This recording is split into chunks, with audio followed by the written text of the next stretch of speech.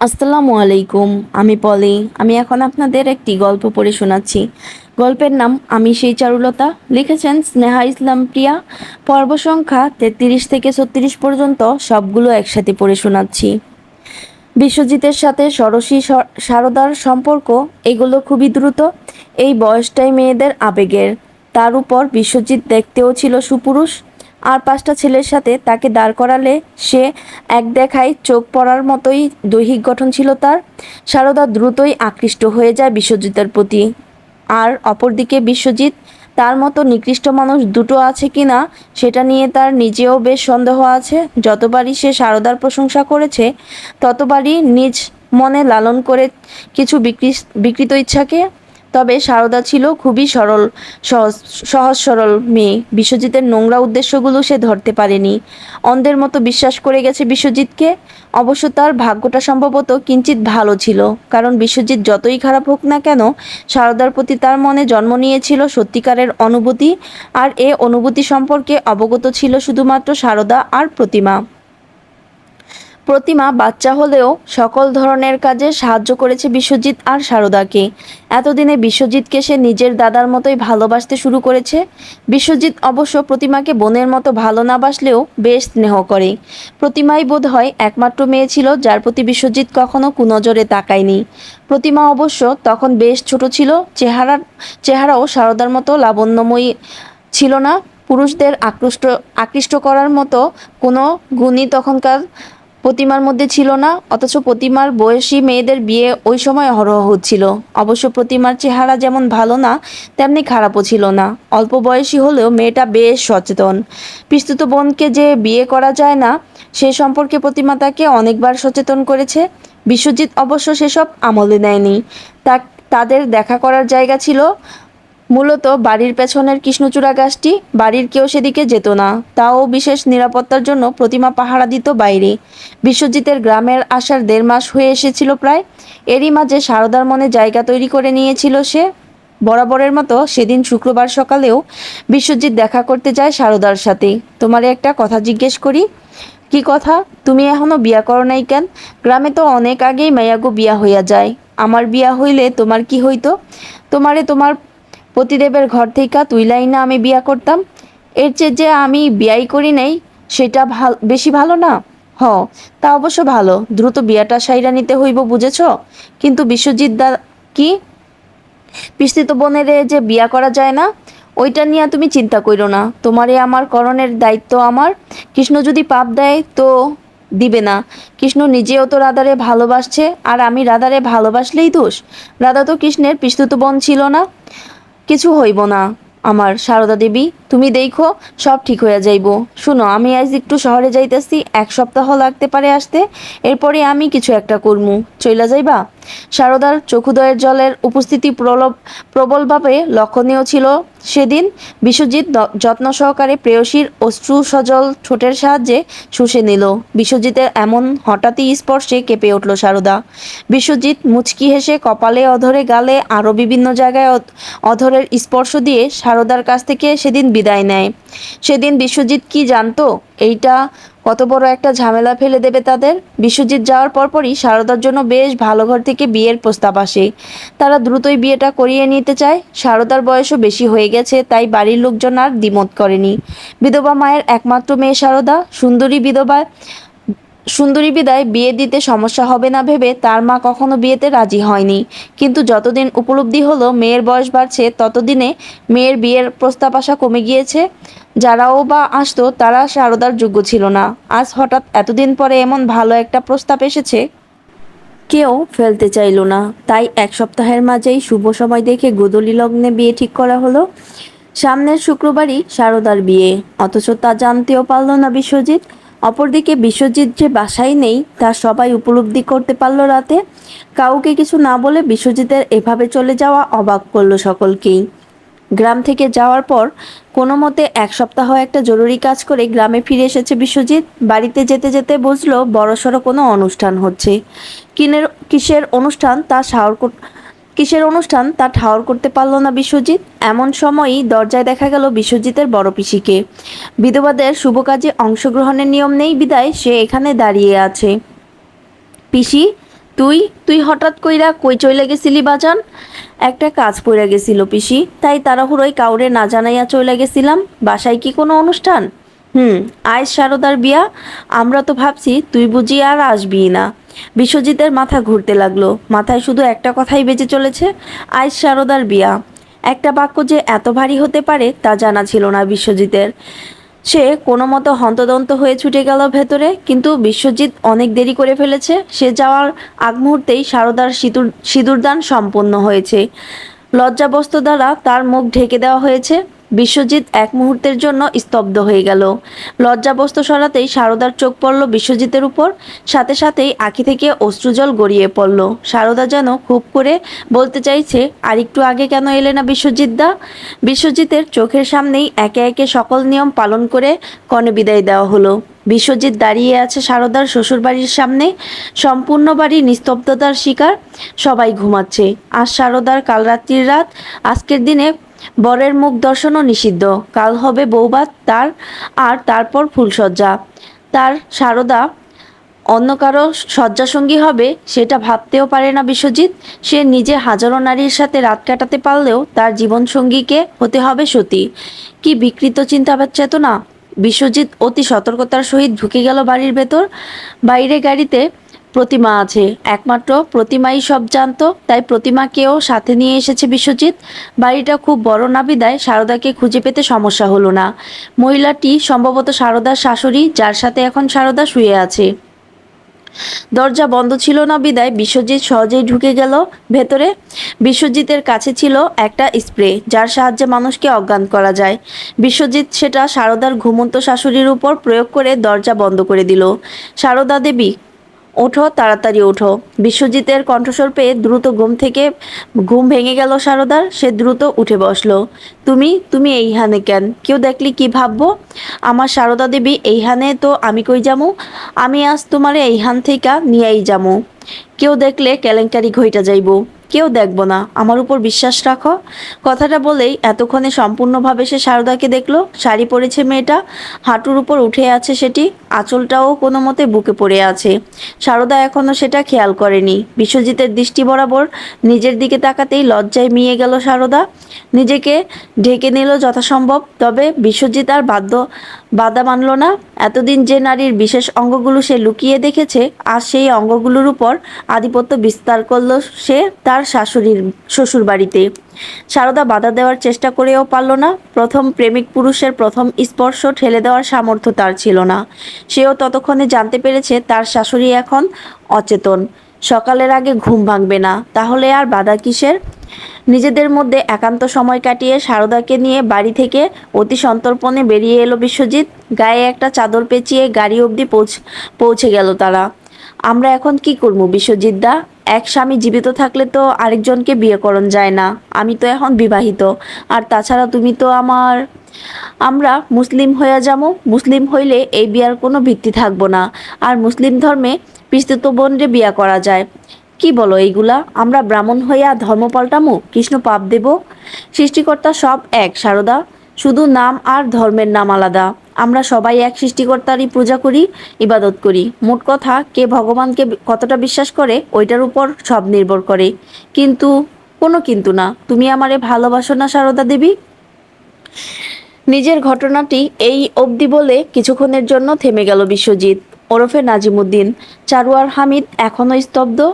তাদের যেন বিশ্বাস হতে চায় না এ জঘন্য কাহিনী। এত বড় ধোঁকা, তাদের অস্তিত্বে এত বড় সন্দেহের চিহ্ন।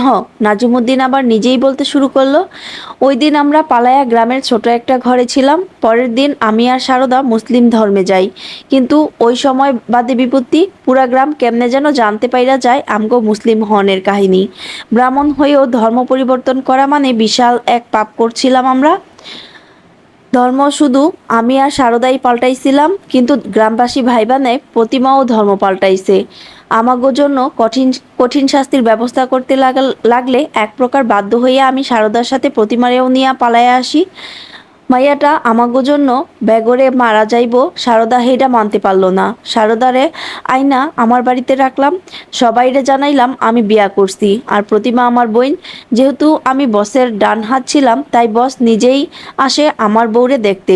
আমি 5 মিনিটের জন্য একটু বাইরে গেলে বস সারদার লগে অসভ্যতামো শুরু করে। আমি সঠিক সময়ে আসায় সে থাইমা যায়।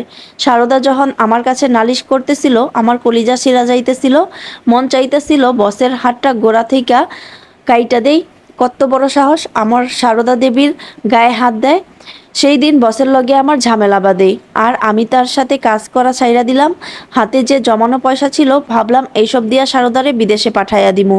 সারদা আমারে অনেক ভালোবাসতো, এসব জানলেও মানতে পারবো না, কিন্তু তার আগে প্রতিমার কিছু করতে হইতো।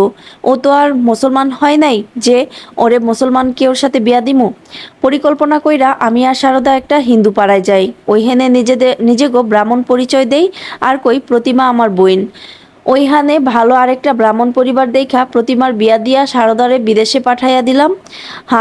হাত তখন একেবারে খালি, টাকা পয়সা যা ছিল সব সারদারে দিয়া দিছিলাম। আমি 1 সপ্তাহ থেইকা সব গুছাইয়া দিয়ে আসছি। আরেকজন আজের মাইয়া আজের মাইয়া রাখছিলাম সারদার সাথে সব সময় থাকার জন্য। এখন হাতে টাকা পয়সা নাই, নিজেও চলতে পারি না, সর্দারেও কিছু দিতে পারি না, বসের লগেও কাম করতে যাই না নিজের জেদে। তারপর একটা চলার রাস্তা খুঁজতে বড়লোক বাপের মাইয়ারে মোটা অঙ্কের যৌতুক নিয়ে বিয়া করি। ওইটা ছিল মনোরমা। ওই যৌতুকের টাকা দিয়েই তখন আমি চলতাম আর সারদারে টাকা পাঠাইতাম। এরই মাঝে জানতে পারি আমার প্রথম সন্তান আসতে চলেছে। সারদা একলগে আমার 2 পোলারে জন্ম দিল। সুখেই চলতেছিল সব, কিন্তু একদিন আমার সুখের সংসার তছনছ হইয়া গেল। নিজের হাতেই আমি খুন করছি আমার সারদা দেবীরে। কেন, তাকে কেন খুন করলেন? সে জানতে পেরে গিয়েছিল সব? না, কামের মাইয়াডারে রাখছিলাম সারদার খেয়াল রাখার জন্য। একদিন ও আমারে জানাইলো বিদেশে এক প্রতিবেশীর লগে সারদার ঘনিষ্ঠ সম্পর্ক আছে। বিশ্বাস করতে পারতাছিলাম না। মাইয়াডা কিছু ছবি পাঠাইলো, তখন দুনিয়া ঘুরতাছিল আমার। রাগের মাথায় ওই দিন তাড়াহুড়া কইরা বিদেশ যাই আর সারদারে খুন করি। তারপর আবার বসের সাথে কাজে লাইগা যাই। কিন্তু পরে জানতে পারলাম কি জানোস, আমার সারদা দেবী আমারে ঠকায় নাই। ওই লোকটার আগেই নজর ছিল আমার সারদার উপর। সারদা লোকটারে সুযোগ দেয় নাই, তাই ওই লোক সারদার ওই কামের মাইয়াটার সাথে সম্পর্কে যায় আর তারে দিয়ে আমারে মিথ্যা বলায় আর মিথ্যা ছবি বানাইয়া আমারে পাঠায়। ওইটা যাই না, আবারও বিদেশ যাই আর ওই জানোয়ার 2টারে আমি খুন করি। পোলা 2টারে নানির কাছে রাইখা মানুষ করি। এখন ওইখানেই থাকে। কত ভালো আমার পোলারা, কিন্তু নিজের ভুলে আমি আমার সারদারে হারাইলাম। আমার সবচেয়ে বড় ভুল ছিল তারে বিশ্বাস না করা। আপনি তারে কখনো ভালোবাসেন নাই, ভালোবাসলে তারে অবিশ্বাস করতে পারতেন না, খুন করার চিন্তাও মাথায় আনতে পারতেন না। তার কথা না হয় বাদই দিলাম, 20টা বছর আমার মায়ের লগে সংসার করার পরেও তার উপর আপনার মায়া পড়ল না? এমন নির্দয়ভাবে হত্যা করলেন আমার মায়েরে। একটা সত্যি কথা কইবেন, আপনি আমারে বা চারুরে কখনো ভালোবাসছিলেন? তোর জন্মের পরে ভাবছিলাম তুই বড় হইলে তরে আমাগো দিকে টাইনা আনমু। হেইটার জন্য তোর সাথে ভালোবাসার অভিনয় করছি। ভাবছি আমি যদি তরে ভালোবাসি তাইলে তুই আমার কথা মানবি, কিন্তু সেগুড়ে বালি। আর চারু, আমরা আমার 6জন ওরসজাত সন্তান, তার মধ্যে 2টা পোলা বৈধ। ওই 2জনের পরে যেই 4জন আছে তাদের মধ্যে আমি চারুরে সবচেয়ে বেশি ভালোবাসছি। আমার 2 পোলায় আমারে ইংরেজ মতো কইরা ডাকে। তুই ডাকস বাপজান আর আমার আরেক পোলা ডাকে বাজান। আর আরেক মাইয়া আমারে বাপ বইলা স্বীকারই করে না। আমার থেইকা ওর জন্ম হইল আর ও অন্য লোকরে বাপ ডাকে, আমারে ঘৃণা করে। কিন্তু চারু আমার সব পোলাপানের মাঝে আমারে বাবা কইয়া ডাকতো। কলিজাটা জুড়াইয়া যাইতো আমার। কখনো কইতে পারতাম না, কইলেই ওর মায়ায় পইরা যাইতে হইতো। সব সময় অবহেলা দিয়ে আসছি। ওরে নিয়া তো আমাগো অন্য পরিকল্পনা আছিল। মায়ায় পড়লে আমার ঝামেলা। হামিদ স্তব্ধ হয়ে রইল। শব্দভাণ্ডার হারিয়ে গেছে তার। এই কথায় তার কি খুশি হওয়া উচিত, নাকি এত বড় ধোঁকাবাজির জন্য রাগ হওয়া উচিত? চারুও কেমন অনুভূতিহীন। জ্ঞান হওয়ার পর থেকে বাবার ভালোবাসা নিয়ে হামিদকে সে হিংসে করত, কিন্তু আজ জানতে পারলো হামিদের চেয়ে বেশি নাজিমুদ্দিন তাকে ভালোবাসতো। কিন্তু চারুর মাঝে কোনো পরিবর্তন সাধিত হলো না।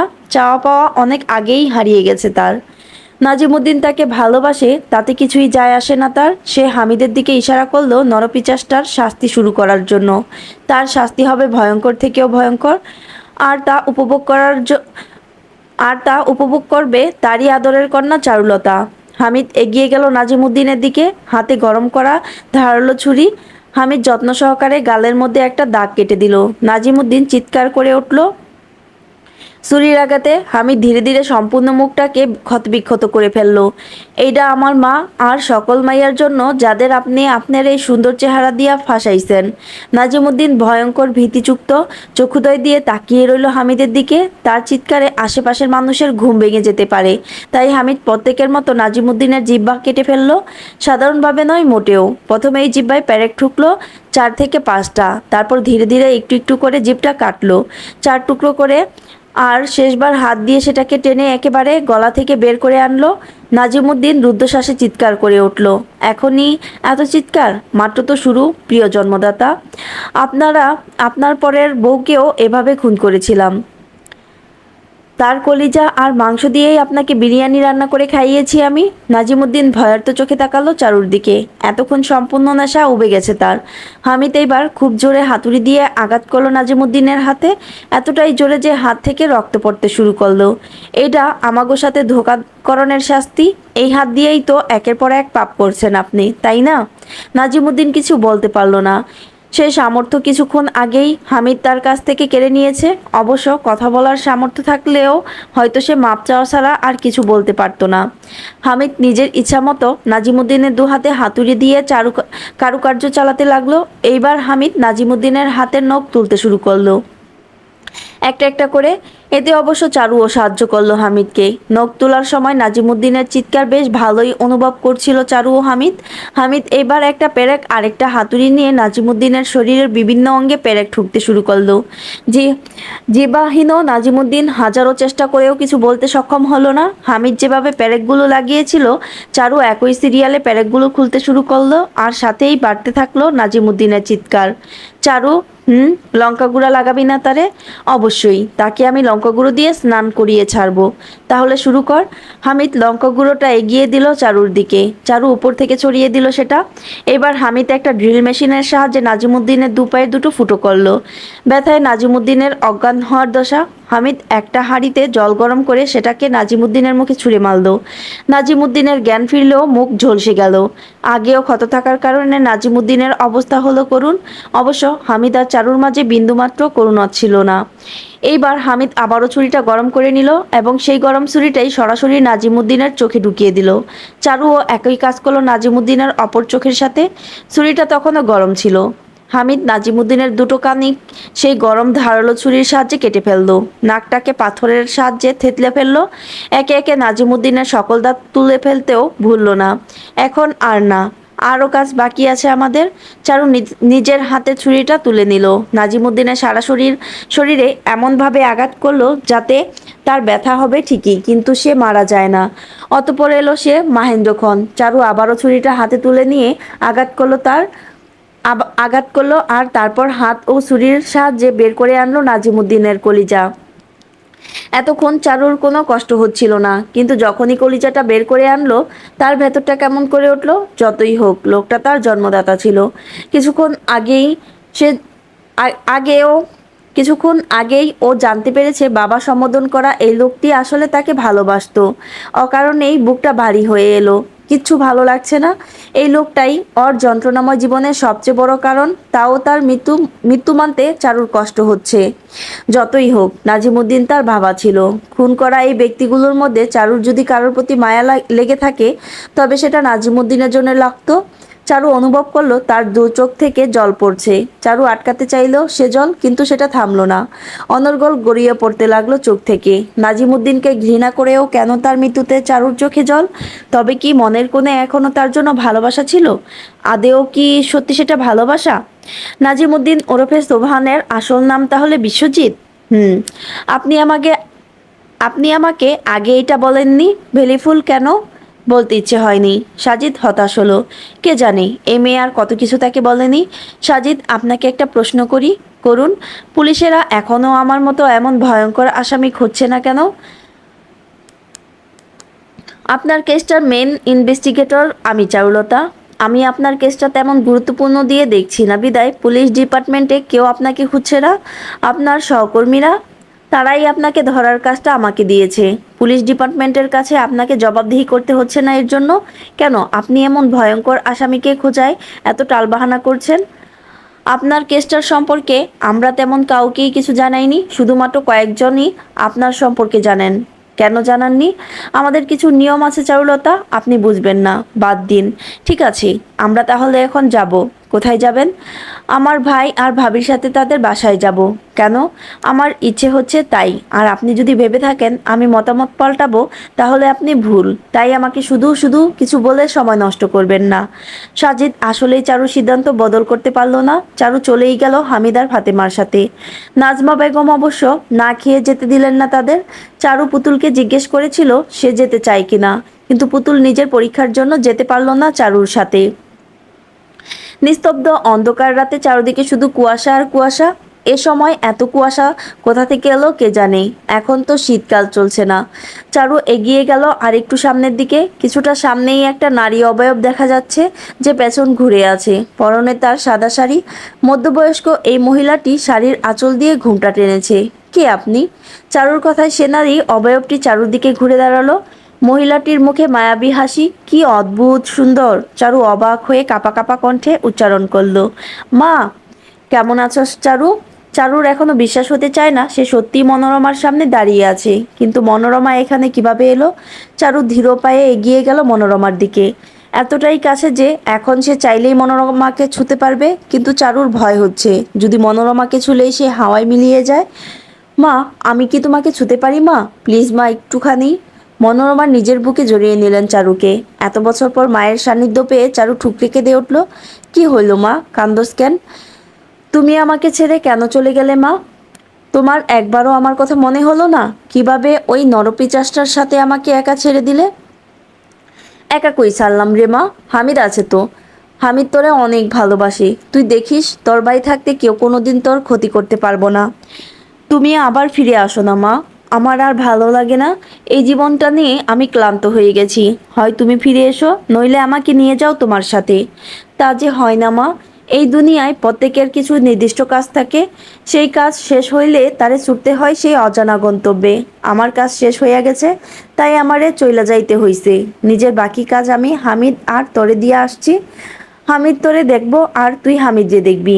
কিন্তু মা, তোর কাজ তো শেষ হয় নাই। তোর যে আরো অনেক দায়িত্ব বাকি আছে রে মা। সেইগুলো শেষ না কইরা তুই আসতে পারবি না।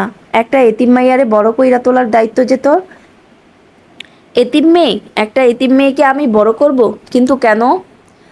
চারু অবাক হয়ে প্রশ্ন করলো মনোরমাকে। মনোরমা মুচকি হেসে বলল, তোর কপালে তাই লেখা আছে মা। মাইয়াডারে অবহেলা করিস না, নিজ সন্তানের মতোই দেখিস। তোর সন্তানগো থেইকা তারে কখনো আলাদা দেখিস না। তোর সুখ যে আমি খুব কইরা দেখতে চাই রে মা। আরেকটা কথা, সাজিদ পোলাটা কিন্তু খারাপ না, তরে সুখে রাখবো। তার সাথে সুন্দর কইরা জীবনটা সাজায়া নেই। তোর শাশুড়িটাও খারাপ না মা, তুই তারে সন্দেহ করিস না। ওই মহিলাটাও বড্ড ভালো, তরে সত্যিই নিজের মাইয়ার মতো ভালোবাসে।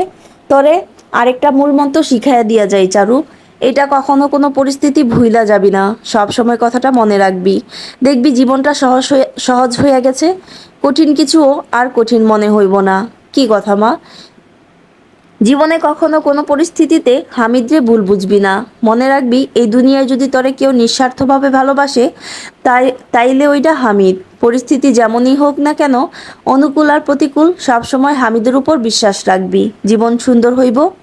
আমি ভাইয়াকে বিশ্বাস করি মা, চোখ বন্ধ করে বিশ্বাস করি।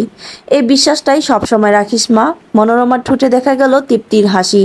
চারু এতক্ষণ মনোরমার সাথে বসেছিল, কিন্তু এইবার সে মনোরমার কুলে মাথা রেখে শুয়ে পড়ল।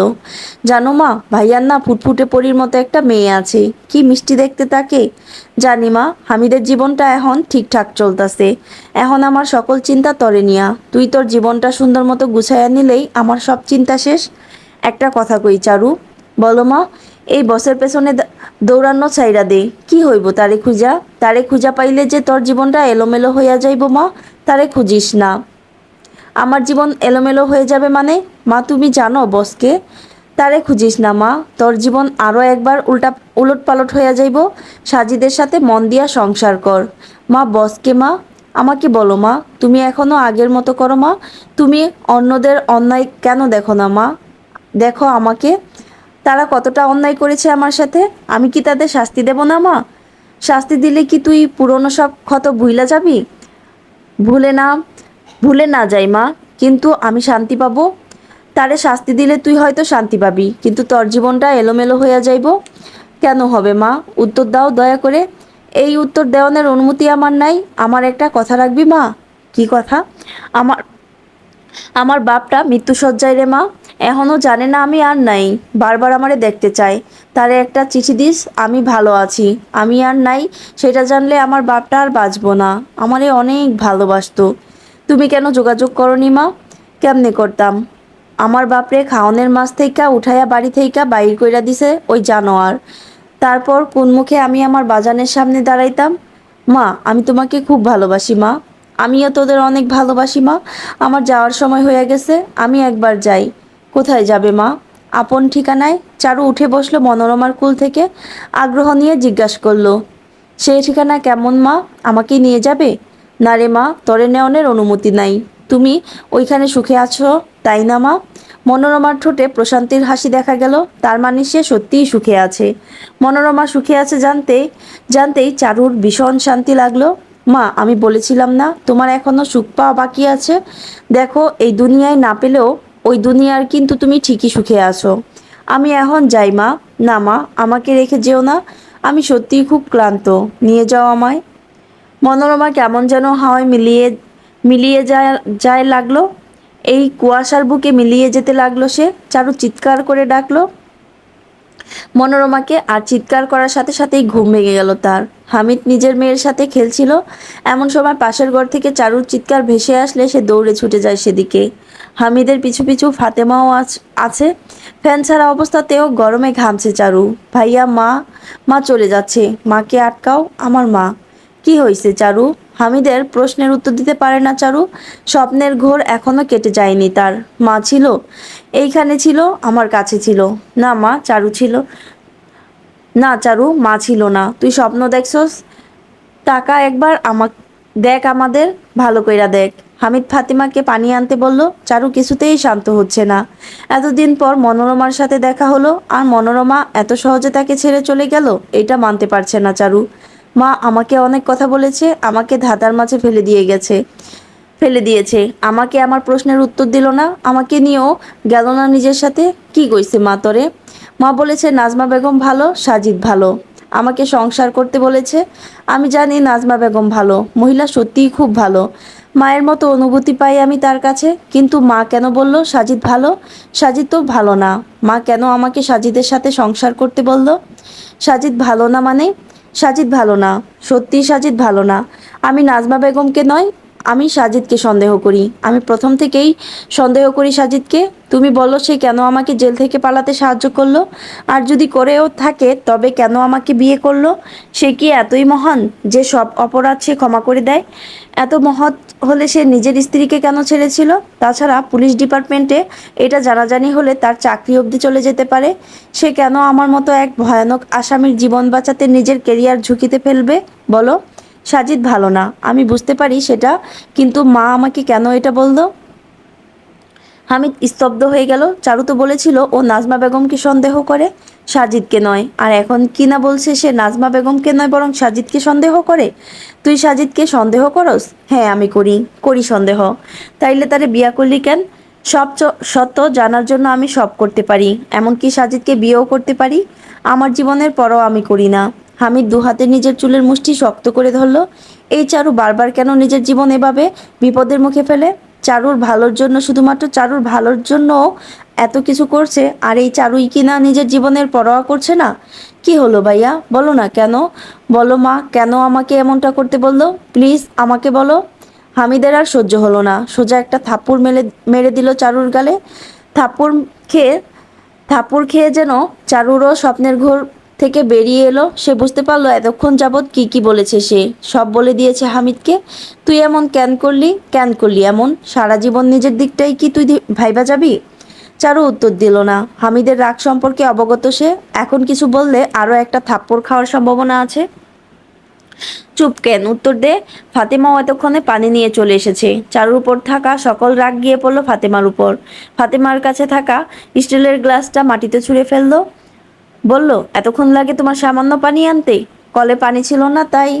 ফাতেমাকে কথা শেষ করতে না দিয়ে ঘর থেকে বের হয়ে যেতে বলল হামিদ। ফাতেমা ভারাক্রান্ত হৃদয় নিয়ে সেই স্থান হতে প্রস্থান করলো। আমারে মিথ্যা কইছিলি কেন? কেন বলছিলি নাজমা বেগমরে সন্দেহ করস? সাজিদকে সন্দেহ করি বললে তুমি এই বিয়েটা দিতে না, তাই বলেছি। আর বিয়ে করার কারণ হিসেবে দেখিয়েছি নাজমা বেগমকে। কিন্তু মহিলাটি সত্যিই ভীষণ ভালো, একেবারে সহজ সরল ধরনের। এত বড় মিথ্যাটা তুই কইতে পারলি আমারে?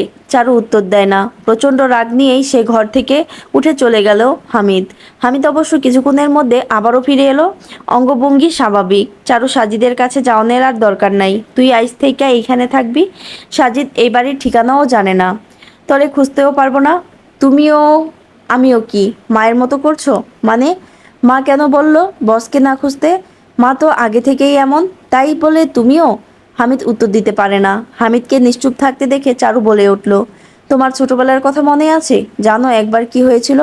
আমি আর রিমা একসাথে হাঁটছিলাম, এমন সময় রিমা কালাম চাচার বাগান থেকে আম চুরি করে। আমি মানা করেছিলাম এমনটা করতে, ও শুনল না। আর কিছুক্ষণ পরেই কালাম চাচার বউ আমাদের ধরে ফেলে। ধরা খাওয়ার পর লিমা সম্পূর্ণ দোষ আমার উপর চাপিয়ে দিল। চাচিকে আমি বারবার বলার পরেও আমার কথা না শুনে লিমার কথা মানলো। কারণ লিমাদের পরিবার ছিল মোটামুটি ধনী পরিবার, আর আমরা ছিলাম মধ্যবিত্ত। খাওয়া পড়ার অভাব না হলেও কখনো বিলাসিতা করতে পারতাম না। ধনীর পরিবারের মেয়েকে অবিশ্বাস করে কি কেউ মধ্যবিত্ত পরিবারের মেয়েকে বিশ্বাস করে? চাচিও করলো না, মাকে ডেকে আনলো। মা চাচির সামনে আমাকে দুটো থাপ্পড় মেরেছিল সেদিন। অপমানে রাগে দুঃখে চোখে জলে চলে এসেছিল। যে অপরাধ আমি করিনি তার জন্য মা আমাকে মারলো, কোনো রকম যাচাই বাছাই না করেই মারলো। কিন্তু বাড়িতে এসে মা আমাকে অনেক ভালোবাসলো। মা জানতো আমি চুরি করিনি, কিন্তু সেটা বলার সৎসাহস ছিল না তার। সে সবসময় সমাজ মেনে চলতে চাইতো। আমার প্রতিবাদী চেতনা পছন্দ ছিল না মায়ের। মায়ের মনে হতো এতে সম্পর্ক নষ্ট হয়। আমার খুব খারাপ লাগতো জানো। মা সবটা জেনেও শুধুই সমাজ রক্ষার্থে মেয়ের জন্য লড়তেন না। সমাজ কি মেয়ের চেয়েও বড়? এরপর আর কখনো লিমার সাথে কথা বলিনি আমি। লিমা মাপ চাওয়ার পরেও না। যার জন্য আমাকে অপমান হতে হয়েছে। আমার জীবন চলে গেলেও আমি আর তার মুখ দর্শন করতে চাইনি। মা তো এমনই ছিল, কারোর সাথে ঝামেলা করতে চাইতো না, ঝামেলায় ভয় পাইতো। মা সবটা বুঝাও চুপ থাকতো। দোষ জারি থাকুক, মা আমাদের ভাই বোনেরই শুধু শাসন করতো, আর কেউরে কিছু কইতো না। মার মনে হয়তো নিজে ভালো থাকলেই সব ঠিক, তাই আমরা যদি ভালো থাকি তো সব ভালোই হইব। কিন্তু মা আমাদের দুজনকেই অনেক ভালোবাসতো, চুপি চুপি ভালোবাসতো। একদিন ফুটবল খেলতে যাইয়া মারামারি হইল দুই দলে। মা জানতে পারিরা আমারে মারলো, অথচ দোষ আমি করি নাই। খুব খারাপ লাগছিল ওই দিন। সারাদিন বাসায় আসি নাই। পরে মা হারিকেন নিয়ে খুঁজতে বের হয়েছিল আমারে। আফসোস একটাই, মা আমাদের বুঝলেও কোনোদিন কারোর কাছে আমাদের জন্য সুপারিশ করে নাই। এই ঝামেলাহীন মানুষটির ছেলে মেয়ে হয়ে আমরা কিভাবে এত ঝামেলায় জড়িয়ে পড়লাম বলো তো? আমাগো শরীরে তো শুধু এই ঝামেলাহীন মানুষটার রক্তই নাই, আরও একজন জানোয়ারের রক্ত আছে। হামিদ চারুর সাথে কিছুক্ষণ কথা বলে চলে গেল। চারু আবারও ডুব দিল অতীতে। নাজিমুদ্দিনকে সেদিন খুন করার পর হামিদের থেকে বিদায় নিয়ে চারু প্রথমে পুলিশ স্টেশন যায়নি, গিয়েছিল শাওনের কাছে। কতটা কষ্ট নিয়ে শাওন পড়েছিল হাসপাতালের বিছানায়। রাতের বেলা নার্সেরাও ঘুমাচ্ছিল। চারু সকলের চোখের অগোচরেই ঢুকেছিল সে হাসপাতালে। শাওনের চোখ মুখ শাওনের চোখ মুখ ছিল মলিন, চোখের নিচে পড়েছিল কালো দাগ। বুকের এবং গলার নিচের হাড়গুলো স্পষ্ট দেখা যাচ্ছিল। চারুর যেন বিশ্বাস হতে চাইছিল না এইটাই সে প্রাণোচ্ছল শাওন। কয়েকটা বছরে কি অবস্থা হয়েছে তার। চারু শাওনের মাথায় হাত বুলিয়ে দিতেই শাওনের চোখ খুলে গেল। চারু বুঝতে পারেনি শাওন জেগে যাবে। শাওন চারুকে দেখে একদৃষ্টিতে তাকিয়ে রইল। শাওন ভাই, কেমন আছো? কেবিনে বাতিটা বন্ধ আছে, কিন্তু বারান্দা থেকে যে আলো আসছে তাতে স্পষ্ট সবকিছু। শাওন বড় একটা শ্বাস নিয়ে বহু কষ্টে উচ্চারণ করলো, চারু, আমার চারু। কেমন আছো চারু? ভালো আছি, তুমি কেমন আছো শাওন ভাই? ভালো নাই আমি চারু। আমারে নিয়ে যা ইহান থেইকা, আমি আর থাকতে পারতাছি না ইহানে। আমারে নিয়ে যাবি না চারু? তোমার এখন চিকিৎসা প্রয়োজন শাওন ভাই, তুমি যেতে পারবে না আমার সাথে? এইখানে আমার চিকিৎসা হইতাছে না চারু। তারা আমারে ইচ্ছা কইরা অসুস্থ বানাইয়া রাখছে। আমি অনেক আগেই সুস্থ হইয়া যাইতাম। চারু বেশ বড় একজন ধাক্কা খেলো। চারু যতদূর জানে এই হাসপাতালটাতে শাওনদের অংশীদারিত্ব রয়েছে। এখানে কে শাওনের ক্ষতি করবে নাকি শাওনই ভুল বুঝছে? শাওন হঠাৎই খুব উত্তেজিত হয়ে পড়ল। বেডের পাশে থাকা মেশিনটাতে শাওনের হার্টবিট অস্থিতিশীল অবস্থায় চলে এলো। চারু তুই বাসায় যাইস না চারু, কেউ ভালো না, কেউ তোর ভালো চায় না। তোরে নিয়া ভয়ঙ্কর পরিকল্পনা বানাইতেছে সকলে। আমার বাড়িরও সে ভালো না। আমি তারে কত বিশ্বাস করতাম, সে রাখলো না। সে তোর ক্ষতি করতে চায়। আমি অনেক চেষ্টা করছি তার চোখে ধুলা দেওয়ানের, কিন্তু তারপরও সে সব বুঝা গেল। আমি বাঁচাইতে পারলাম না তোরে। তারে যেমনটি মনে হয় সে তেমন না চারু, তুই তারে বিশ্বাস করিস না। তুই কেউরে বিশ্বাস করিস না। সে ইচ্ছা কইরা আমারে এইখানে ফালাইয়া রাখছে যাতে আমি সুস্থ না হই। চারু তুই। শাওনের অবস্থা খারাপ হতে লাগলো। চারু বারবার তাকে শান্ত হতে বলল, কিন্তু শাওন এমন অনেক কথাই বারবার বলে চলছিল। চারু শান্ত করাতে পারছিল না শাওনকে। চারু গায়ে চাদর জড়িয়ে দ্রুত নার্সকে ডাকতে চাইল, কিন্তু শাওন আটকে দিল তাকে। যাইস না চারু, আমার কথা শুই না যা। আমি এমনিতেও বাঁচবো না। মরণের আগে কি কিছু কথা কইয়া যাইতে চাইতাছি তোরে। এমনটা বলো না শাওন ভাই, কিছু হবে না তোমার। আমি এখনই ডাক্তার ডেকে আনছি। না চারু, আমার কথাটা শোন। চারু, শত্রু তোর আশেপাশেই আছে চারু। তোর সবচেয়ে বড় শত্রু তোর বাপ। আমার বাড়িতেও তোর শত্রু আছে। ওই বাড়ি কখনো যাবি না চারু। মনে রাখবি, এক মাইয়া আরেক মাইয়ার সবাই বড় শত্রু। কে তোর ক্ষতি করতে চায় জানস? সে হইল, আমি নাম মনে করতে পারতাছি না চারু। আমি ওর নাম ভুইলা গেছি। ও ইচ্ছা কইরা আমারে পাগল বানাইয়া দিছে। ওই বাড়ি যাইস না চারু। আমি যদি মইরা যাই তাহলে বুঝবি স্বাভাবিকভাবে মরি নাই আমি। আমারেও খুন করছে। ও আমারে প্রত্যেক দিন একটু একটু কইরা বিষ দেয় যেন আমি ভালা না হইতে পারি। অনেক কষ্ট নিয়ে শাওন এ অবধি বলে কাশতে শুরু করলো। কাশির সাথে বেরিয়ে এলো বেশ খানিকটা রক্ত। শাওন ভাই তুমি চুপ করো, তোমাকে আর কিছু বলতে হবে না। তুমি প্লিজ শান্ত হয়ে যাও। শাওন মাথা নাড়িয়ে না বোঝালো সে চুপ করবে না। চারু তুই পালাইয়া যা, তুই এইখানে থাকিস না। ও তোর জীবনটা ধ্বংস কইরা দিব। তারে দেখতে যেমন সহজ সরল, সে আসলে তেমন না। তুই পালাইয়া যা। আমি মনে করতে পারতাছি না কেন তার নাম।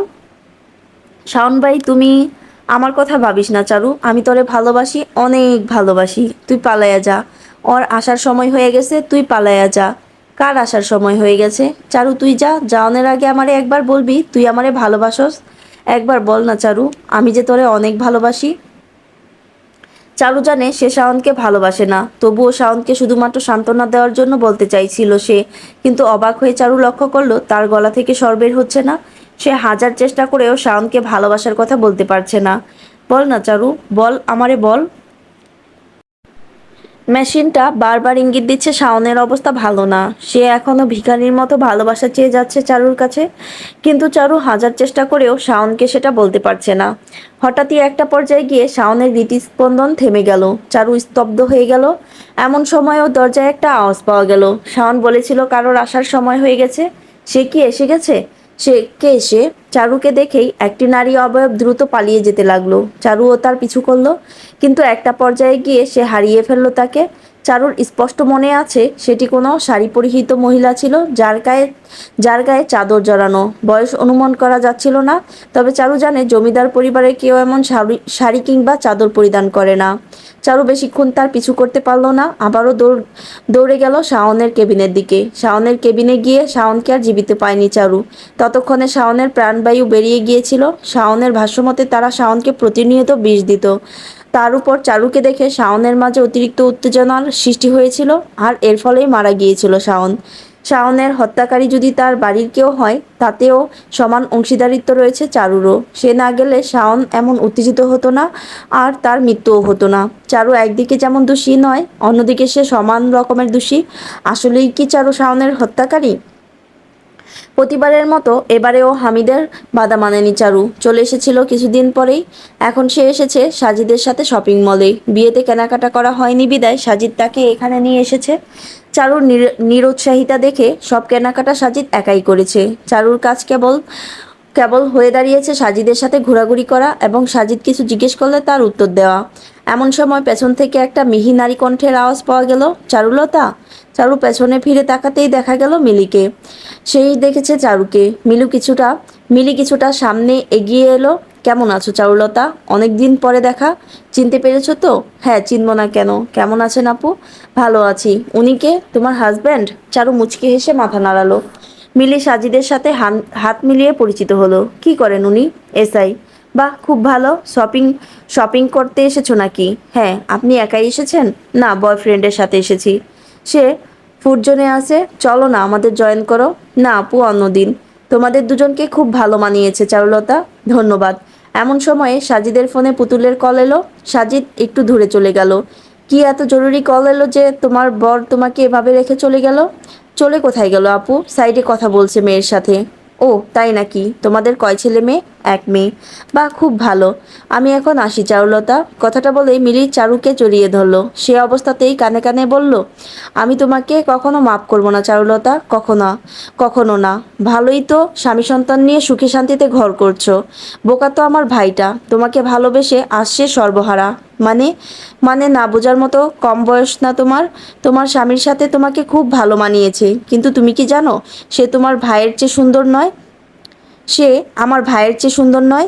সে এসআই কই? সে এসআই কই? আমার ভাইয়ের অবস্থানও তো খারাপ নয়, তাহলে কেন ছেড়ে দিলে তাকে? চারু নিশ্চুপ। মিলির কথা যে সে বুঝতে পারছে না এমনটা নয়।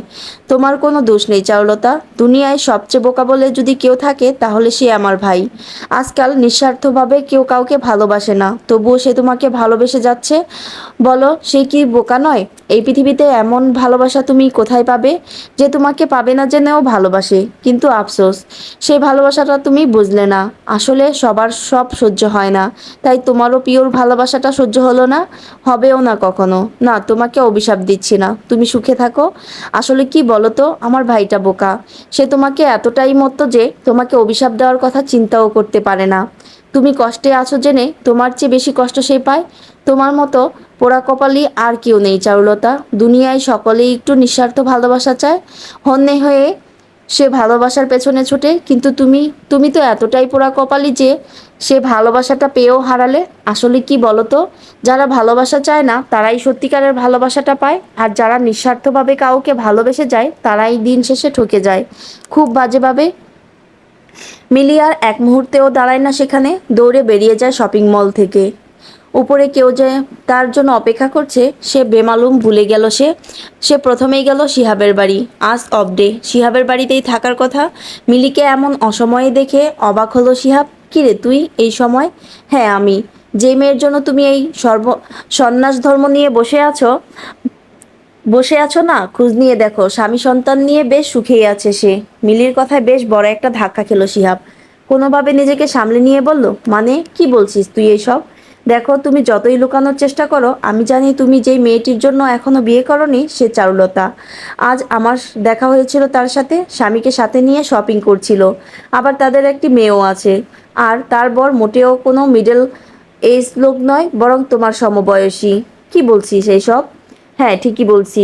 এটা সম্ভবত চারুর দ্বিতীয় বিয়ে। নিজে দেখে শুনেই বিয়ে করেছে। বর কিন্তু মোটেও খারাপ না, পুলিশে আছে, এসআই। সে ঠিকই একের পর দ্বিতীয় বিয়ে করেছে, আর তুমি তার জন্য এখন দেউলিয়া হয়ে গেছো। এখনো বলছি, ভালোই ভালোই বেরিয়ে এসো এই মেয়ের থেকে। ভালো একটা মেয়েকে বিয়ে করে সংসার করো। মিলির কথায় শিহাবের মাথা ধরতে শুরু করছে। শিহাব বুকের মধ্যে প্রচণ্ড চাপ অনুভব করছে সে। বুকে হঠাৎ এত ব্যথা করছে কেন? তার স্বর্ণলতা সত্যিই দ্বিতীয় বিয়ে করেছে? কি হলো, চুপ করে আছো কেন? কথা বলো। মিলি, তুই যা তো, আমার ভালো লাগছে না। আমার কথা তো ভালো লাগবেই না। সত্যি বলছি তো, সত্যি সবসময়ই তো। মিলি, তুই যাবি? না, আমি যাব না। তুমি আমার ভাই, তোমার প্রতি আমার দায়িত্ব আছে আমার। তোমার চোখের কালো পর্দা সরানো আমার দায়িত্ব আছে আমার। মিলি, যাব না আমি। তুমি আগে বলো, এবার বিয়ে করে নেবে? মিলি উপায়ন্তর না দেখে শিহাব ধমকে উঠল মিলিকে। মিলি কিছুটা দমে গিয়ে রাগ দেখিয়ে বেরিয়ে গেল সেখান থেকে। বোকা দেখেছে সে, কিন্তু শিহাবের মতো দেখেনি। একে বলে নিজের পায়ে নিজে কুড়াল মারা। দুনিয়ায় কি কম মেয়ে আছে? মিলি চলে যেতেই মাথা দু হাতে চেপে ধরল শিহাব, বিড়বিড় করে উচ্চারণ করলো, ভালোই তো আছো স্বর্ণলতা? আমার প্রতি ফোঁটা চোখের জলের হিসেব যেন তোমার না দিতে হয়? এত হিসেব দেওয়ার ক্ষমতা যে তোমার নেই? তোমাকে কিছু বলার নেই আমার? কেন? কোনো অভিযোগও নেই, কিন্তু খুব করে বলতে চাই, ভালো থেকো প্রিয়া। ভালো থেকো প্রিয়। এ জন্মে না হোক পরজন্মে তুমি আমার, শুধুই আমার। পরকালে কোনো এক পুণ্যের বিনিময়ে না হয় আমি সৃষ্টিকর্তার কাছে তোমায় চেয়ে নেব। তুমি মানে তুমি মানে না পাওয়া আশ্বাস, তুমি মানে আমার এক বুক দীর্ঘশ্বাস। জমিদার বাড়িতে আজ উৎসব মুখর পরিবেশ। বাড়ির বড় ছেলে এতদিন পর বিয়ে করবে রাজি হয়েছে। জমিদার গিন্নির খুশির অন্ত নেই। প্রতিদিন নামাজ পড়ে তিনি শুধু তার ছেলেটার সুমতি চাইতেন। এতদিনের স্বপ্ন তার পূরণ হয়েছে। আজ কনেপক্ষ আসবে বিয়ের তারিখ ঠিক করতে। জমিদার গিন্নি শিহাবের জন্য মেয়ে দেখেছেন অনেক যাচাই বাছাই করে। মেয়েটার নাম সুহাসিনী। নামের মতোই মেয়েটা হাসি খুশি এবং সৌন্দর্যে অতুলনীয়। জমিদার গিন্নি সর্বপ্রথম সুহাসিনীর খবর পায় মিলির কাছে। মিলি আর সুহাসিনী একসাথেই পড়ে। মিলির সাথে নাকি চারুলতার দেখা হয়েছিল মাস দুয়েক আগে। সেদিন থেকেই মিলি এক প্রকার পণ করে নিয়েছে এইবার সে ভাইয়ের বিয়ে দিয়েই ছাড়বে। চারুলতার জীবন যখন শিহাবের জন্য থামেনি, তখন শিহাবের জীবনও ওর জন্য থামবে না। সেদিন সেদিন থেকে মিলি এক প্রকার যুদ্ধ করেই শিহাবকে বিয়েতে রাজি করিয়েছে। বিয়ের পাত্রীর সন্ধানও মিলিই দিয়েছে তাকে। ছোটবেলা থেকেই শিহাবের বিরাট ভক্ত মিলি। ভাই বলতে অজ্ঞান সেই ভাইয়ের জন্য এইটুকু করা মিলির জন্য কিছুই নয়। মিলি হয়তো এত কিছু করতে পারতো না যদি না শিহাব মিলিকে নিজের ছোট বোনের মতো ভালোবাসতো। মেয়ের বাড়ি থেকে লোকজন এসে গেছে। জমিদার গিন্নির জোড়াজুড়িতে সুহাসিনীকেও নিয়ে আসা হয়েছে। সুযোগ বুঝে জমিদার গিন্নিও সুহাসিনীকে সর্বদা শিহাবের সাথে রাখতে চাইছেন। মেয়েটার চেহারায় অসম্ভব মায়া। এবার সে মায়া শিহাবকে কাবু করতে পারলেই হবে। শিহাব কি পারবে নিজের মায়াবতীকে ভুলে অন্য কারোর মায়ায় জড়াতে? জমিদার বাড়ির পেছনের দিঘিটার পাড়ে দাঁড়িয়েছিল শিহাব। প্রায় 400 বছর আগে দিঘিটা খনন করা হয়েছিল। এ বাড়ির পূর্বপুরুষেরাই করেছিল। এটিকে এখন অনেক সুন্দর করে তোলা হয়েছে। আগে এইটাকে খুব সাধারণ দিঘি মনে হলেও এখন গাছপালা লাগানো হয়েছে। বসার জন্য বিশেষ ব্যবস্থা রয়েছে। দিঘির অন্য পাশেই রয়েছে ফসলি জমির মাঠ। সব মিলিয়ে বর্তমান পরিবেশ অনেকটাই মনোমুগ্ধকর হয়ে গেছে। শিহাবও জায়গাটা খেয়াল করেছে মাত্র কয়েক বছর আগে। এরপর থেকে গ্রামে এটি শিহাবের প্রিয় স্থান হয়ে দাঁড়িয়েছে। দিঘির পাড়ে দাঁড়িয়ে থাকার সময় শিহাবের পাশে এসে দাঁড়ালো সুহাসিনী। এখানে একা একা কি করছেন? আমি তো একাই। একা মানুষদের সব সময় একাই থাকতে হয় মানে? না কিছু না, তুমি এখানে কিছু মনে করো না, তুমি সম্বোধন করছি। তুমি আমার অনেকই ছোট, প্রায় 10 বছর। না সমস্যা নেই, আমি এখানে আপনাকে সঙ্গ দিতে এলাম। তুমি এসেছো নাকি মা পাঠিয়েছে? দুটোই। আপনার মা পাঠিয়েছেন এবং আমি এসেছি। সামনেই তো ফাইনাল। পড়াশোনা কেমন চলছে? কে জানি কোথায় যে চলে গেছে, তাকে আর খুঁজেই পাচ্ছি না। তাই ভাবলাম বিয়ে করে নেই, যদি শ্বশুর বাড়িতে তাকে খুঁজে পাওয়া যায়। শিহাব মুচকি হাসলো। শিহাবের গাম্ভীর্য দেখে তাকে হাসানোর কত প্রচেষ্টা এই মেয়ের। তুমি খুবই ভালো সুহাসিনী, এক দেখায় পছন্দ হওয়ার মতো মেয়ে। তোমার এমন কাউকে বিয়ে করা উচিত ছিল যে কেবল তোমাকেই ভালোবাসবে। মানে তুমি যথেষ্ট বুদ্ধিমান, বুঝে নাও। আপনি অন্য কাউকে ভালোবাসেন শিহাব? শিহাব উত্তর দেয় না, শূন্য দৃষ্টিতে চেয়ে থাকে দিঘির পানে। সারা জীবনের ব্যাপার বিয়ে। মেয়েটার সাথে সব খোলসা করে নেওয়া প্রয়োজন। স্বামীর ভালোবাসা নিয়ে প্রতিটি মেয়ের মনেই স্বপ্ন থাকে। সুহাসিনীরও নিশ্চয়ই আছে, কিন্তু শিহাব যে তাকে কখনোই ভালোবাসতে পারবে না। হৃদয়ের যে জায়গাটা অনেক আগেই শিহাব অন্য কারোর নামে করে দিয়েছে, তার জায়গা সে তাকে চুল পরিমাণ সরিয়ে অন্য কাউকে স্থান দিতে সে নারাজ। বিয়ের আগেই মেয়েটার এইসব জানা প্রয়োজন। এতে মেয়েটার স্বপ্নও ভাঙবে না, আর শিহাবের জোর করে ভালোবাসার দায়বদ্ধতা থাকবে না। কি হলো শিহাব, বলুন। আমি এই কয়েকদিনে তোমাকে যতটা চিনেছি, তুমি যথেষ্ট বুদ্ধিমতী। বলার আগেই অনেক কিছু বুঝে যাও তুমি। আমি একটা মেয়েকে প্রচণ্ড রকমের ভালোবাসতাম সুহাসিনী। বাসতাম বললে ভুল হবে, এখনও বাসি। কিন্তু নিয়তির লীলাখেলা কি জানো? যেই মেয়েটাকে আমি ভালোবাসতাম, আমার ছোট ভাই তাকে ভালোবেসে অনেক আগে থেকেই। আমার স্বর্ণলতায় অন্য কেউ বিভোর, আর সেই ব্যক্তিটি আমার নিজেরই ছোট ভাই। এইটা জানার পর আর এগোনোর সাহস পাইনি। গুটিয়ে নিয়েছিলাম নিজেকে, কিন্তু তাকে মন থেকে মুছতে পারলাম না। স্বর্ণলতা এত গভীরভাবে আমার হৃদয়ে দাগ কাটলো যে সে দাগ নির্মূল করার উপায় আমার জানা নেই। বিশ্বাস করো, জানা থাকলেও আমি করতাম না। অবশ্য মিথ্যা বলবো না তোমাকে আমি। আমি স্বর্ণলতাকে এর জন্য ছাড়িনি যে শাওন তাকে ভালোবাসে, বরং আমি তাকে এর জন্য ছেড়েছিলাম কারণ সে শাওনকে ভালোবাসতো। তার হৃদয়ে আমার প্রতি কোনো টান নেই, ভালোবাসা তো দূরের কথা, কিন্তু তবুও আমি তাকে ভুলতে পারি না। আমার মনে কেবল তারই বিচরণ, কেবল তারই রাজত্ব।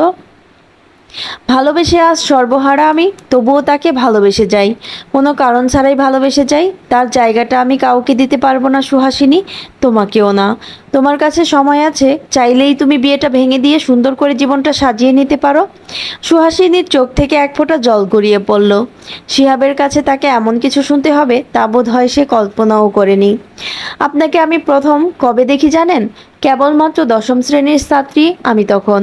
বখাটেরা মিল্লিকে বিরক্ত করে বলে সবার সামনেই তাদের সাথে ঝামেলা হয় আপনার। তিনজনকে একাই মারলেন আপনি। আমার কিশোরী মনে সেদিন থেকে আপনার জন্য অনবদ্য এক ভালো লাগার সৃষ্টি হয়েছিল। সে ভালো লাগাটা ভালোবাসায় পরিণত হতে সময় লাগেনি বেশি।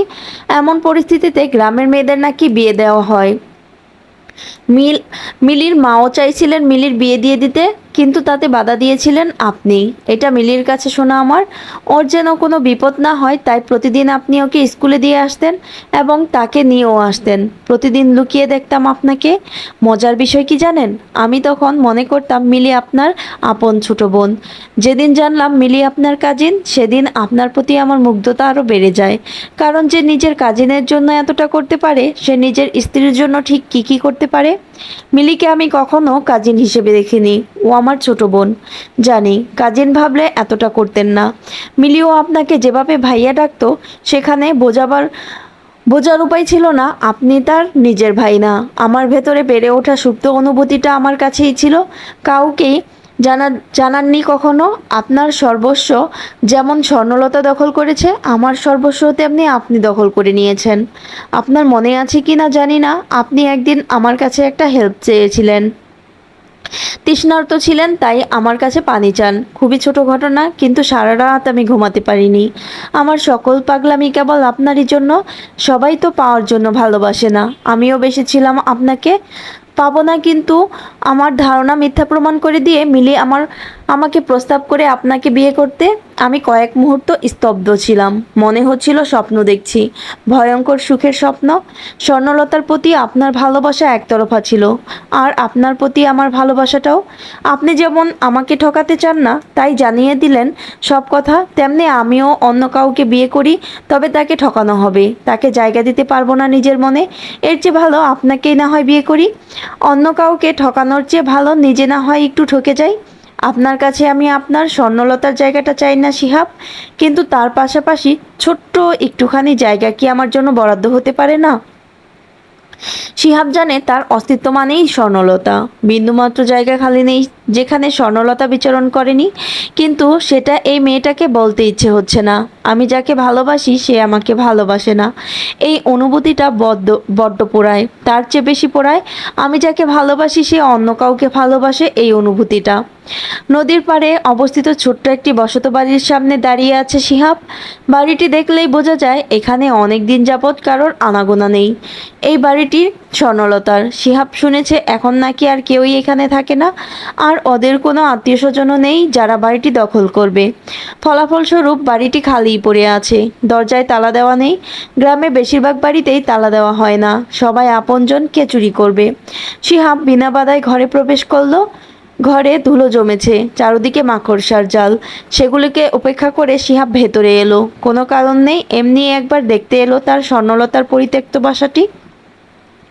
সবকিছু নিজের জায়গাতেই আছে, কোনো কিছুরই কোনো নড়চড় হয়নি। শিহাব চারুর ঘরের দিকে এগিয়ে গেল।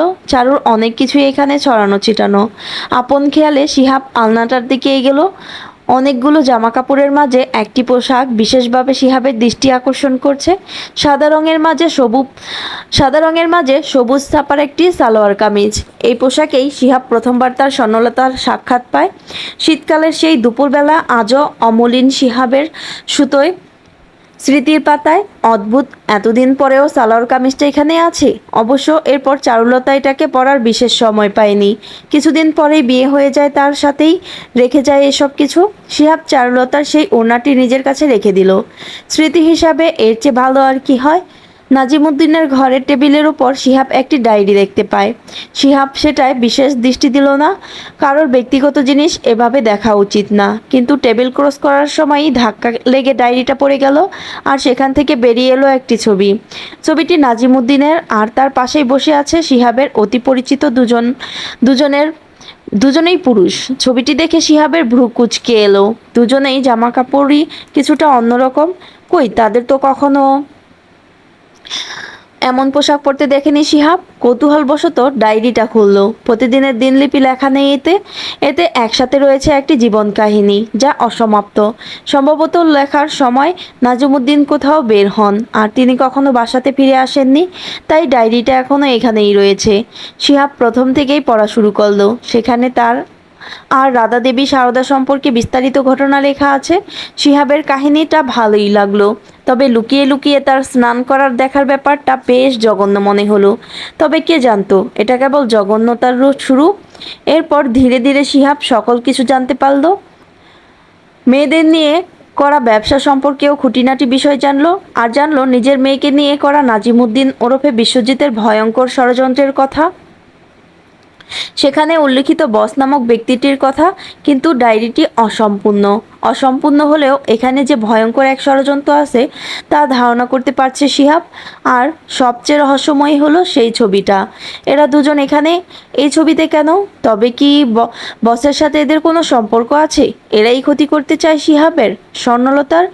এ কী করে সম্ভব? শিহাব খুব ভালোবাসে তাদের। তারা কিভাবে এমন কিছু করতে পারে? যদি নাজিমুদ্দিনের লেখা এই ডায়েরিটা সত্য হয়, আর এই ছবিটি সত্যিই বসের সাথে কানেক্টেড হয়, তাহলে চারুলতার ভীষণ বিপদ। এই বিপদ থেকে বাঁচাতে হবে তাকে। একজন বাবা কিভাবে এমন জঘন্য চিন্তা ভাবনা করতে পারে? তাছাড়া সবচেয়ে বড় প্রশ্ন, সে এইসব লিখে নিজের বিরুদ্ধে এত বড় প্রমাণই বা কেন রেখেছে? আর এই ছবিটাই বা কেন রেখেছে? তবে কি এই ডায়েরির আর ছবির মাধ্যমে সে কাউকে কোনো মেসেজ দিতে চাইছিল? কিন্তু কাকে? আর এভাবে কেন? না, অনেক প্রশ্ন সামনে এসে যাচ্ছে।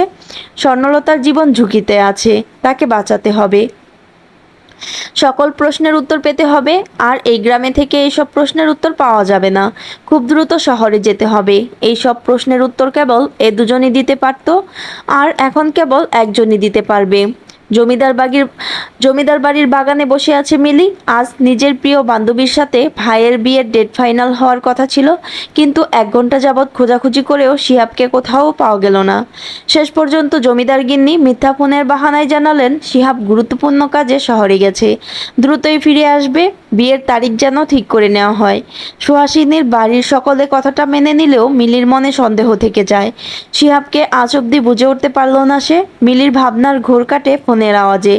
স্ক্রিনে জলজল করছে অবি নামটি। মিলি প্রচণ্ড অভিমানে কলটা কেটে দিয়ে ফোন সুইচ অফ করে দিল। অভি নামক এই ছেলেটাকে সে নিজের জীবনের চেয়েও বেশি ভালোবাসে, কিন্তু অভি নিজের কেরিয়ার নিয়েই ব্যস্ত। সে প্রেম করতে পারবে অথচ বিয়ে করতে পারবে না। ওইদিকে মিলির মা তাকে বিয়ে দিতে উঠে পড়ে লেগেছে। এই কথা অভিকে জানাতেই সে বলল, আমি জব খুঁজছি। বেকার ছেলের কাছে তো আর তোমার মা তোমাকে বিয়ে দেবে না। অবির কথা মাথায় আসতেই রাগ সপ্ত আসমানে উঠল মিলির। আজ যদি সে এই ছেলেটাকে ভালো না বাসতো, তাহলে নিঃসন্দেহে মায়ের পছন্দ করা ছেলেটিকেই বিয়ে করে নিত। মিলিকে প্রথমবার কল দেওয়ার পর সে ফোনটা কেটে দিল, এবং দ্বিতীয়বার ফোন দেওয়ার পর ফোনটাই বন্ধ পেল অবি। মেয়েটার অভিমান আজকাল খুব বেড়েছে। তাকে কিনা বিয়ে করতে হবে। যেখানে হাজার হাজার সুন্দরী মেয়ে অবির আশেপাশে ঘোরাঘুরি করে, সেখানে অবি কিনা বিয়ে করবে মিলিকে? তবে মেয়েটা বেশ কাজের। জমিদার বাড়ির সকল খবরাখবর মিলির কাছে খুব সহজেই পাওয়া যায়। ওই বাড়ি সম্পর্কে কৌতূহলের অন্ত নেই অবির।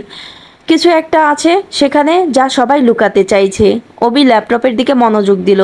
খুব বড় একটা ঢিল করতে হবে এবার। একেবারে 300 মেয়ে দিতে হবে। মেয়েরা প্রায়ই প্রস্তুত, শুধু আর 5টা মেয়ে প্রয়োজন। না, 5 জন নয়, 4 জন, কারণ একজন হবে চারুলতা। আর অন্যান্য মেয়েদের তুলনায় চারুলতাকে আলাদা করে পাঠানোর চিন্তা ভাবনা অবির। ওই মেয়ের জন্য অনেক টাকা পাওয়া যাবে। একটা পর্যায়ে ক্লান্ত হয়ে অবি ল্যাপটপ বন্ধ করে দিল। ক্লান্ত হয়ে গেছে সে এসব করতে করতে, ছেড়ে দেওয়া উচিত হবে কি? অবি মুচকি হাসলো। সে চাইলেও আর এসব ছাড়তে পারবে না। আর তাছাড়া এটা তার নেশা হয়ে দাঁড়িয়েছে। এবার মেয়েগুলো পাচার করা হয়ে গেলে একটা লম্বা ভ্যাকেশনে যাবে বলে ঠিক করলো সে। কাজ করতে করতে ক্লান্ত সে। এমন সময়ে ঘরে প্রবেশ করলো স্মৃতি। কি করছো অবি? টাকার কথা ফাইনাল করলাম, বেশ বড় ডিল, বুঝলে তুমি এখানে চলে এলাম তোমার সাথে সময় কাটাতে। এখন বলো তোমার প্ল্যান কি? কিসের প্ল্যান? আরে কিসের প্ল্যান মানে? চারুলতার কি করবে? তাকে আমার উপর ছেড়ে দাও। ও আর পাঁচটা সাধারণ মেয়ের মতো নয় যাকে এখানে এনে বন্দি করে রাখবো। একেবারে লাস্ট মোমেন্টে ওকে তুলে এনে প্লেনে উঠিয়ে দেব। এখানে এনে আটকালে ও নিজে তো কোনো না কোনোভাবে মুক্ত হবেই, মেয়েগুলোকেও মুক্ত করে দেবে। এমন সাংঘাতিক মেয়েকে নিয়ে আমি ঝুঁকি নেব না। আমি ভেবেছিলাম গ্রামের মেয়ে একটুতেই কেঁদে কেটে অস্থির হয়ে যাবে, কিন্তু এই মেয়ের মনোবল দেখে আমি হতবাক। এইটুকু মেয়ে এত মনের জোর কোথায় পেল কে জানে। তুমি ভাবতে পারো ও আমাকে আঘাত করে পালায়? কত সাহস ওর!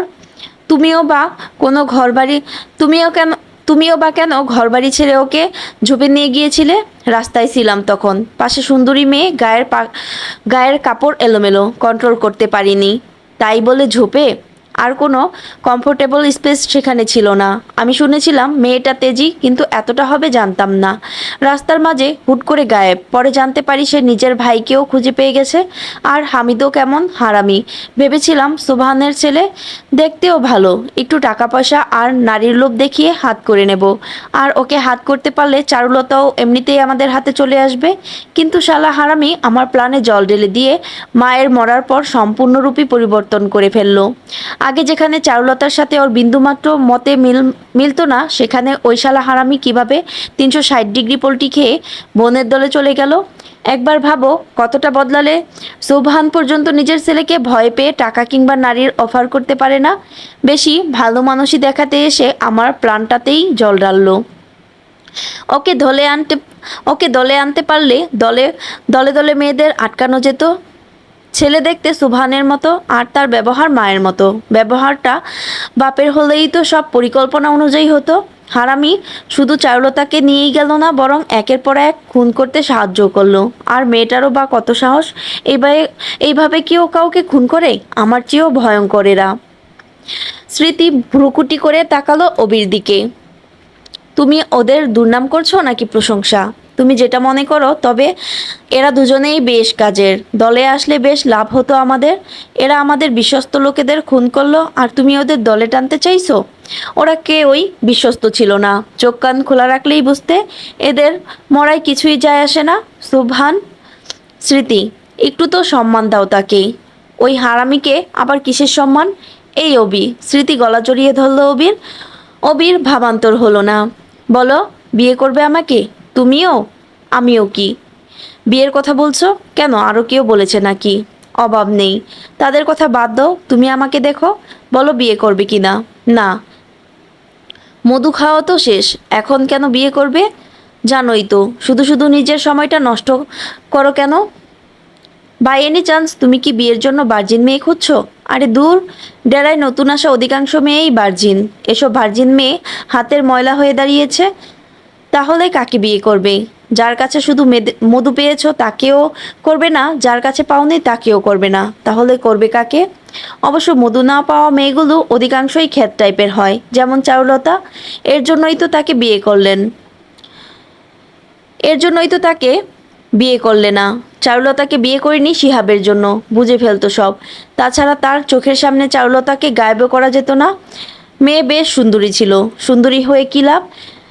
বিয়ে হয়েই বা কী লাভ? সে পার্মানেন্ট তো আর হতো না। সেই ভিনদেশি দামি হোটেলের বিছানায় শোভা পেত। আমার জীবনে পার্মানেন্ট কেউ আসুক আমি চাই না। এখনই বেশ ভালো আছি। কিসের অভাব? না টাকা পয়সার, আর না নারীর। Everything perfect. আমাকে বিয়ে করতেই পারো। না স্মৃতি, তোমার উপর আমার ভীষণ রাগ হয় মাঝে মধ্যে। যাকগে বাদ দাও। এবার বলো চারুলতাকে ঠিক কবে কবে আনবে? আমাদের ফ্লাইট রাত 9টায়। সব ঠিকঠাক করাই আছে, কেউ সন্দেহ করবে না। মেয়েগুলোকে হিপনোটাইজ করে পাঠাবো লিগেলভাবে। মানে তুমি পাগল হয়েছো? না, সব খরচ তাদের, তারা এভাবে নিতে চায়। কি বা কি পাগলের সাথে ঢিল করো অবি? আমাদের টাকা দিয়ে কাজ, তারা যদি এতগুলো মেয়ের পাসপোর্ট ভিসা তৈরি করে লিগালি নিতে চায়, আমার অসুবিধা কোথায়? তবে সম্পূর্ণ লিগ্যাল হবে না ব্যাপারটা। আর চারুলতা, তাকে রাত 8টার মাঝে কিডন্যাপ করব। মেয়ের মানসিক শক্তি প্রবল, হিপনোটাইজ করলে খুব একটা কাজ হবে বলে মনে হয় না। ইঞ্জেকশন দিয়ে অজ্ঞান করে দিলে কেমন হয়? চিন্তা করো না, ইঞ্জেকশন লাগবে না, আমাকে দেখে এমনিতেই ও অজ্ঞান হয়ে যাবে। দুজনেই উচ্চস্বরে হেসে উঠল। স্মৃতি কোনো মতে হাসি থামিয়ে বলল, তোমার এই ভোলা ভালা ফেস দেখলে কে বলবে তুমি এসবের সাথে জড়িত থাকতে পারো? কেউ তো আমার ফেস দেখবেই না। সুন্দরী চারুলতাও দেখেনি। ওর নামের পাশের বারবার সুন্দরী ট্যাগ যোগ করার কি অর্থ? তুমি প্রুভ করতে চাইছো সে আমার চেয়েও বেশি সুন্দর? নিঃসন্দেহে চারুলতা বেশি সুন্দর, তবে তার সাথে ইন্টিমেট হয়েছি আমি, শুধু শারীরিক প্রশান্তি পাওয়া যায়। তোমার কাছে কিন্তু আমি শুধু শারীরিক প্রশান্তি নয়, মানসিক প্রশান্তিও পাই। তুমি প্লিজ ওকে হিংসে করো না, ও তোমার যোগ্য না স্মৃতি। ও তো তোমারই বোন, বলো বোন মাইফুট। ওই শালা হারামি কুত্তার বাচ্চা সোভানরে আমি নিজের বাপ মানিই না, তাহলে ওর মেয়ে আমার বোন কিভাবে হয়? তুমি মানো আর না মানো, সোভান তোমার বাবা আর চারুলতা তোমার বোন। অবি দেখো, মন মেজাজ ভালো আছে আমার, একদম খারাপ করবে না। আচ্ছা ঠিক আছে, চলো একটু আদর করে দেই। শুধু আদরই করবে, বিয়েটা করবে না? না, ইন্টিমেট হতে বিয়ের প্রয়োজন হয় না। তুমি কাছে এসো তো। নাজিমুদ্দিনকে খুন করার পর প্রায় 6 মাস কেটে গেছে, এখনও অবধি কোনো সুরাহা হয়নি। চারুর সন্দেহ দিনে দিনে বেড়েই চলেছে সাজিদের প্রতি। আজ বাসায় শুধু চারু, হামিদ আর সাজিদি আছে। পুতুল স্কুলে আছে আর নাজমা বেগম বেড়াতে গেছেন বোনের বাড়িতে। হামিদের চিন্তার অন্ত নেই এখন। চারুকে সে সাজিদের সাথে একা ছাড়তে বেশ ভয় পাচ্ছে। চারুর ও বাড়ি থেকে চলে আসার পর প্রায়ই ফোন করে খোঁজখবর রাখছে সাজিদকে। এখন সেও বিন্দুমাত্র বিশ্বাস করে না, সন্দেহ করার কোনো কারণও পায়নি। কিন্তু চারু সাজিদকে বিশ্বাস না করায় ও করতে পারছে না। সব সময় চারুর আশেপাশেই থাকছে। কিছুক্ষণ যাবৎ এই ব্যাপারটা সাজিদও খেয়াল করেছে, তবে হামিদের এমন করার কারণ তার বোধগম্য হলো না। চারু মেনে নিয়েছে সাজিদকে, এর অবশ্য একজন কারণ ছিল। চারুর মনে এক মুহূর্তের জন্য সন্দেহ ডানা বাঁধে যে সাজিদি বস হতে পারে। বস নামক সেই অজ্ঞাত ব্যক্তিটি জোর করে শারীরিক সম্পর্কে জড়িয়েছিল চারুর সাথে। সাজিদের কাছাকাছি গিয়ে সে বুঝতে চাইছিল সাজিদি সে কিনা। চারু বুঝতেও পেরেছে লোকটা সাজিদ ছিল না, তবে সাজিদের আচরণ সত্যিই মুগ্ধ করেছিল চারুকে। যতদিন না সে তার কাছে গিয়েছিল ততদিনে একবারের জন্য সাজিদ নিজের অধিকার ফলাতে আসেনি। সারা জীবন সকলের অবহেলা পেয়ে আসা চারু প্রথমবারের মতো এতটা গুরুত্ব পায় সাজিদের কাছেই। এই ব্যাপারটাতে চারু ও সাজিদকে নিজের অনিচ্ছায় অনেকটা জায়গা দিতে বাধ্য হয় নিজের মনেই। অবশ্য এইটা সাজিদের নিজস্ব অর্জন। চারু দিতে চায়নি, কিন্তু সাজিদ আদায় করে নিয়েছে। ভালোবাসাহীন চারু প্রথমবারের মতো এত এতটা ভালোবাসা উপলব্ধি করতে পারে। এর আগে তার কাছে ভালোবাসা বলতে ছিল শাওন। শাওন শুধু নিজের মতামত অন্যের উপর চাপাতেই পারত। আর শিহাব ভালোবাসলেও কখনো শাওনের মতো অধিকার ফলায়নি। সে চারুকে বুঝেছে, কিন্তু চারুকে তা বুঝতে দেয়নি। শিহাবের ভালোবাসার ধরন আজও সে অনন্য, কিন্তু চারু তো চেয়েছিল একটু কেয়ার, একটু বুঝতে পারা মানুষ। চারু সেই মানুষটা হয়েছিল সাজিদ। অবশ্য চারু এখনও প্রস্তুত সাজিদ সম্পর্কে সব মেনে নিতে। এমন প্রস্তুতি সে আগেই নিয়ে রেখেছে নিজ মনে। দুপুরে তিনজনেই খেতে বসেছে। নানান পদ আইটেমের মাঝে একটা ছিল কলিজা ভুনা। কলিজা ভুনাটা দেখেই সাজিদের মনে আবারও প্রশ্ন জাগলো, নাজিমুদ্দিনের কলিজাটা কি করেছিল ভেলিফুল? বলবো না প্লিজ, অন্তত এখন তো বলুন। আর কত অপেক্ষা করাবেন? হামিদ খেয়ে ফেলেছে। কথাটা শুনেই হামিদ লাফিয়ে টেবিল থেকে উঠে গেল। কি কইতাছস এইগুলা? মাথা খারাপ নাকি? ঠিকই বলছি। দেখ চারু, মিথ্যা বলবি না, আমি মোটেও কারোর কলিজা খাই নাই। আমি কখন বললাম তুমি খেয়েছো? আমি কখনো তোমাকে হামিদ ডেকেছি? হামিদ ভ্রুকুটি করে তাকালো চারুর দিকে। সত্যি কইরা বলতো, কলিজাটা কি করছস? খাইয়া ফেলস নাই তো আবার? তুই কিন্তু আমারে কথা দিছিলি। আমি খাইনি, হামিদ খেয়েছে। আরে বোন, কোন হামিদ? ঘরে তো আমি আর তুই ছাড়া আর কেউ ছিল না। তোমাদের একটা গল্প শোনাই। আমার কি আমরা কি বাচ্চা যে গল্প শুনবো? শোনো না, আপনি বলুন ভেলিফুল, আমি শুনছি। আমি যখন কলেজে যেতাম তখন প্রতিদিন অনেকগুলো প্রাণী দেখতাম, তাদের মাঝে ছিল একটা রুগ্ন কুকুর। কত অসহায় সে, তার জন্য আমার খুব মায়া লাগতো। তার ছোট একটা বাচ্চা ছিল, বাচ্চাটাকেও সে অনেক ভালোবাসতো। মায়ের ভালোবাসা সর্বদাই অতুলনীয়, হোক সে মানুষ অথবা পশু। এইটা এটা ছিল তার এইটা ছিল তোর গল্প। এই গল্প দিয়ে কি প্রমাণিত হয়? একদিন সেই কুকুরটা মারা যায়, তার বাচ্চাটা অসহায় অবস্থায় ওভারব্রিজে বসে থাকতো।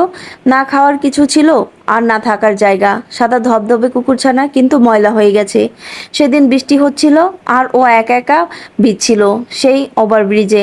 আমার খুব মায়া লাগে তাকে। আমি বাসায় আনি, তারপর পরিষ্কার পরিচ্ছন্ন করে নিজের কাছেই রেখে দেই। ও সবসময় আমার সাথে থাকতো, নিজ বাসায় আমার সাথে কথা বলতো, আমিও বলার চেষ্টা করতাম। এক পর্যায়ে ও আমার বন্ধু হয়ে যায়। এই কাহিনী আমি জানি। সারেন্ডার করানোর আগে তুই ওই কুত্তারে আমার কাছে রাইখা গেছিলি। এখন এগুলা বলতাছস কেন? আমাকে শেষ করতে দাও। আচ্ছা কর। একটু বড় হওয়ার পর ও আমার সাথে রাস্তায় বের হতো। আমাকে কেউ কিছু বললে তার উপর ঝাঁপিয়ে পড়তো, একদম বড় ভাইয়ের মতো রক্ষা করতো আমাকে। তাই আমি ওর নাম দেই হামিদ। আর হামিদই খেয়ে নিয়েছে কলিজাটা। হামিদ স্তব্ধ হয়ে গেল আর সাজিদ ভ্যাপাচেকা খেয়ে গেল। তাহলে হামিদের কলিজা খাওয়ার এই রহস্য? নিজের মাথায় নিজেরই দুটো মারতে ইচ্ছে করছে। আর এই হামিদের কলিজা খাওয়ার বিষয়টা ভাবতে ভাবতে কত রাত ঘুমায়নি সে। হামিদ কি না শেষ পর্যন্ত চারুর পোষা কুকুরটির নাম? হামিদ এখনো ভাবছে তার আসলে কি করা উচিত, কি বলা উচিত। ভাগ্যিস ও সেদিন কুকুরের নাম জানতে চায়নি। ওর আর ওর আর কুকুরের নাম এক জানলে সেদিন নিশ্চয়ই হার্ট ফেল করে মারা যেত। এমন সময়ই দরজায় কলিং বেল বেজে উঠল। এ সময় কি? চারু হাত ধুয়েই দরজাটা খুলে দিল। দরজার অপর পাশে থাকা ব্যক্তিটাকে দেখে এক মুহূর্তের জন্য থমকালো চারু। হিমেল এসেছে। হ্যালো চারুলতা, অনেকদিন পর দেখা হলো তোমার সাথে, কেমন আছো? হিমেলের কথা শুনে এক মুহূর্তের জন্য থমকে গেল চারু। তার মানে হিমেল আগেই জানতো চারু এখানে আছে। সাজিদ তাকে মিথ্যা বলেছিল, তবে কি ওর সন্দেহই সত্য?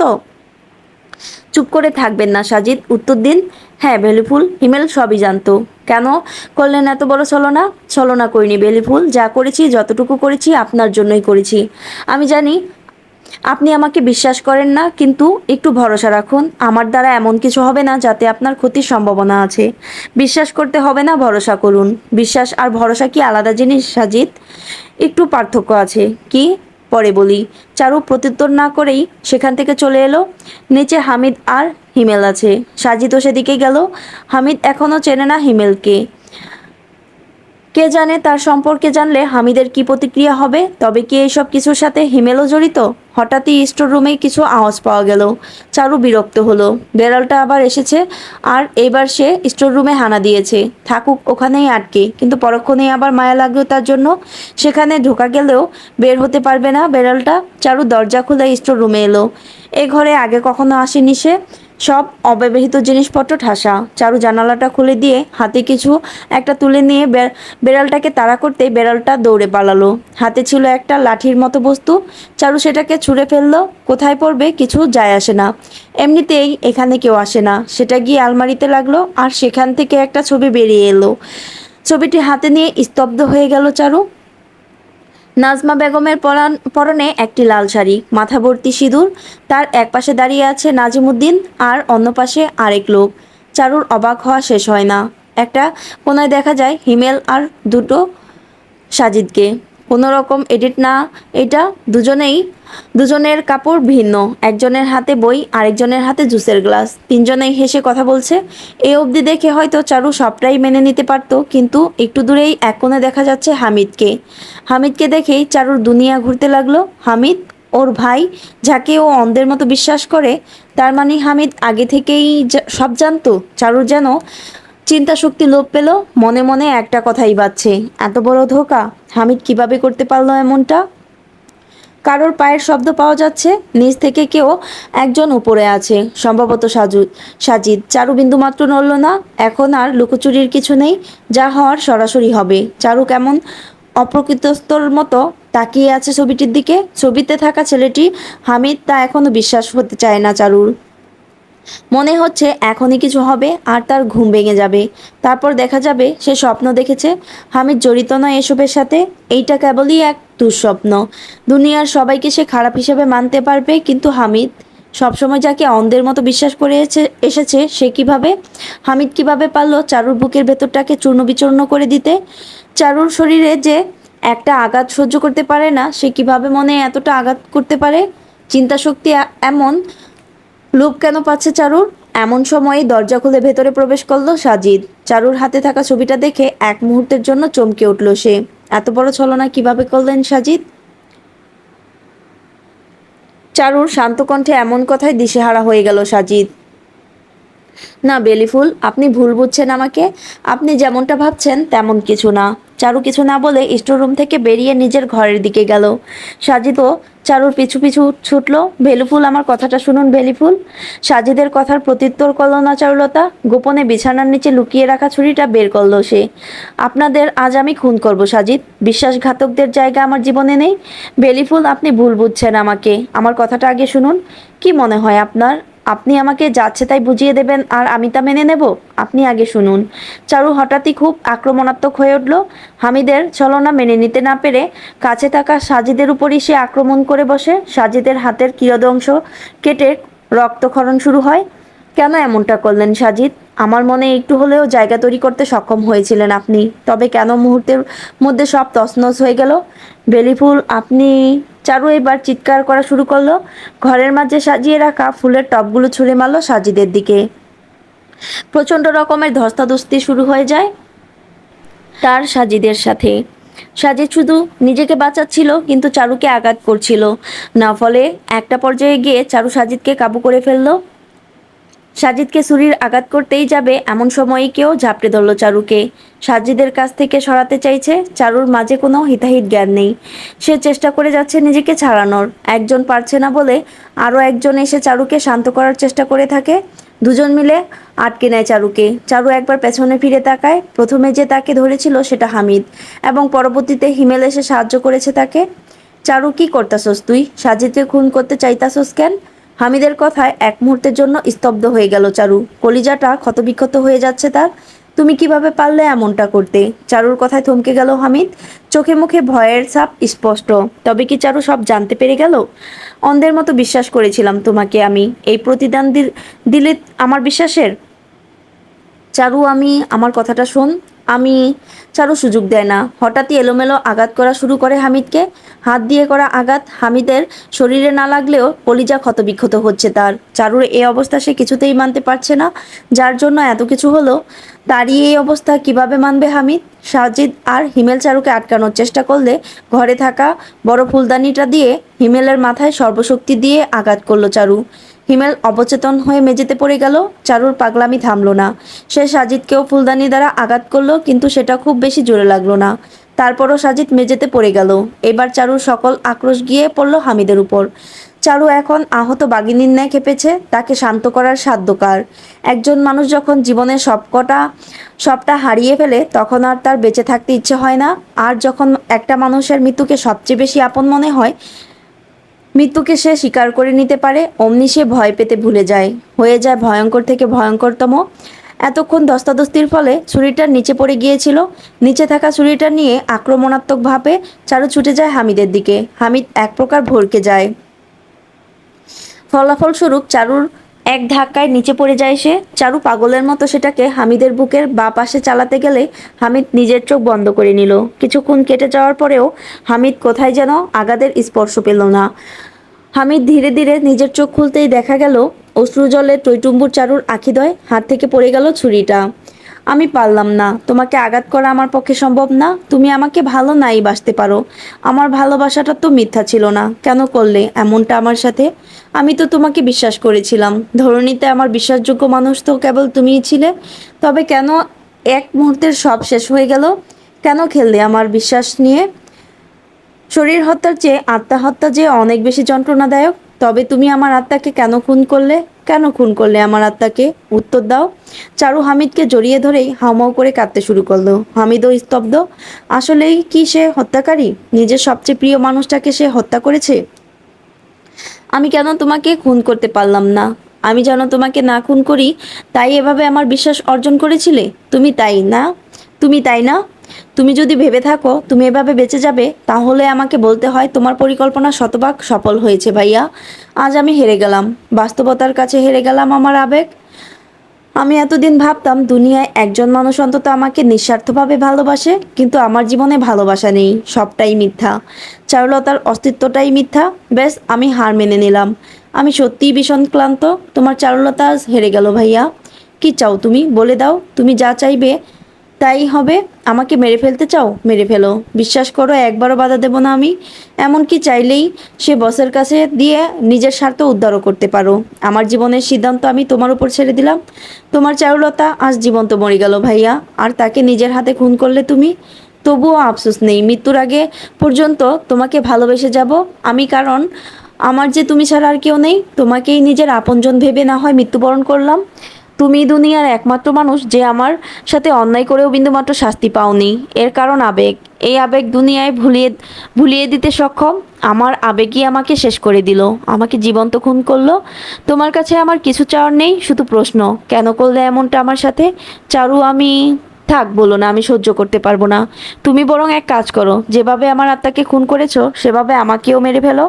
আমি এবার একটু শান্তি চাই। আর যদি মারতে নাই পারো, বসের সাথে মিলে আমাকে বিক্রি করার ইচ্ছেই থাকে, তবে আমাকে সব ভুলিয়ে দাও। আমি এই বিষাক্ত স্মৃতি নিয়ে আর থাকতে পারছি না। এক একটা মুহূর্ত যেন আমাকে এক একবার নতুন করে মেরে ফেলছে। চারুর প্রতিটি বাক্য হামিদের বুকে ধারালো ছুরির ন্যায় বিচ্ছে। সেখানে রক্তক্ষরণ হচ্ছে, চোখে অশ্রু জলেরা হানা দিচ্ছে।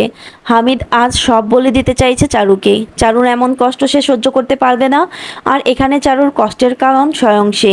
কিন্তু চারুকে সত্য জানানোর সাহস তার নেই। কিভাবে সে মেনে নেবে এইসব? হামিদ কিছু বলার আগেই পেছন থেকে সাজিদ চারুর ঘাড়ে ইঞ্জেকশন দিয়ে তাকে অজ্ঞান করে ফেলল। এটা কি করলেন আপনি? কি করলেন আমার চারুর সাথে? শান্ত হও হামিদ, কিছু করিনি, অজ্ঞান করে দিয়েছি। জ্ঞান থাকলে কি থেকে কি করবে বলা যায় না। চিন্তা করো না, কিছু হবে না ওর। আপনার আপনারে আমি বিন্দুমাত্র বিশ্বাস করি না। হঠাৎ কি এমন হলো যে তুমি আমার উপর বিশ্বাস রাখতে পারছো না?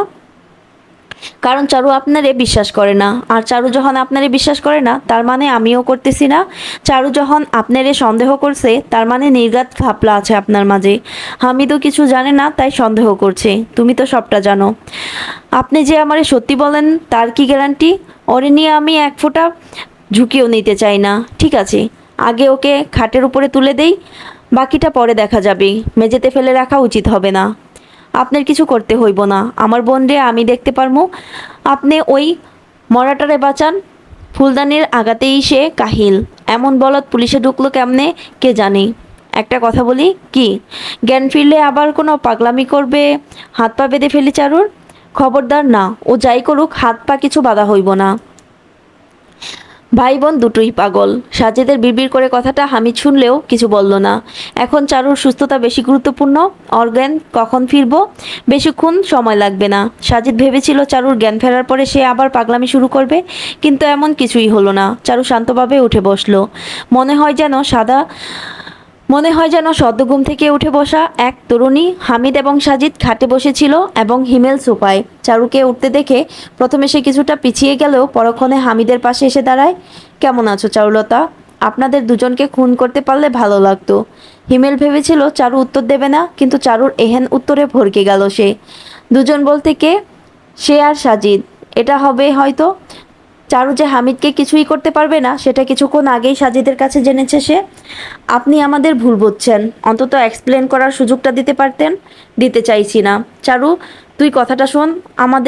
আমরা যদি আমার হাতে থাকতো, তো আমার আত্মাকে খুন করার অপরাধে আমি তোমাকে ভয়ঙ্করতম শাস্তি দিতাম, কিন্তু আফসোস সেটা কখনো সম্ভব নয়। বিশ্বাস নামের অনুভূতিটাও আজ থেকে চিরতরে উঠে গেল ভিতর থেকে, শুধুমাত্র তোমার জন্য।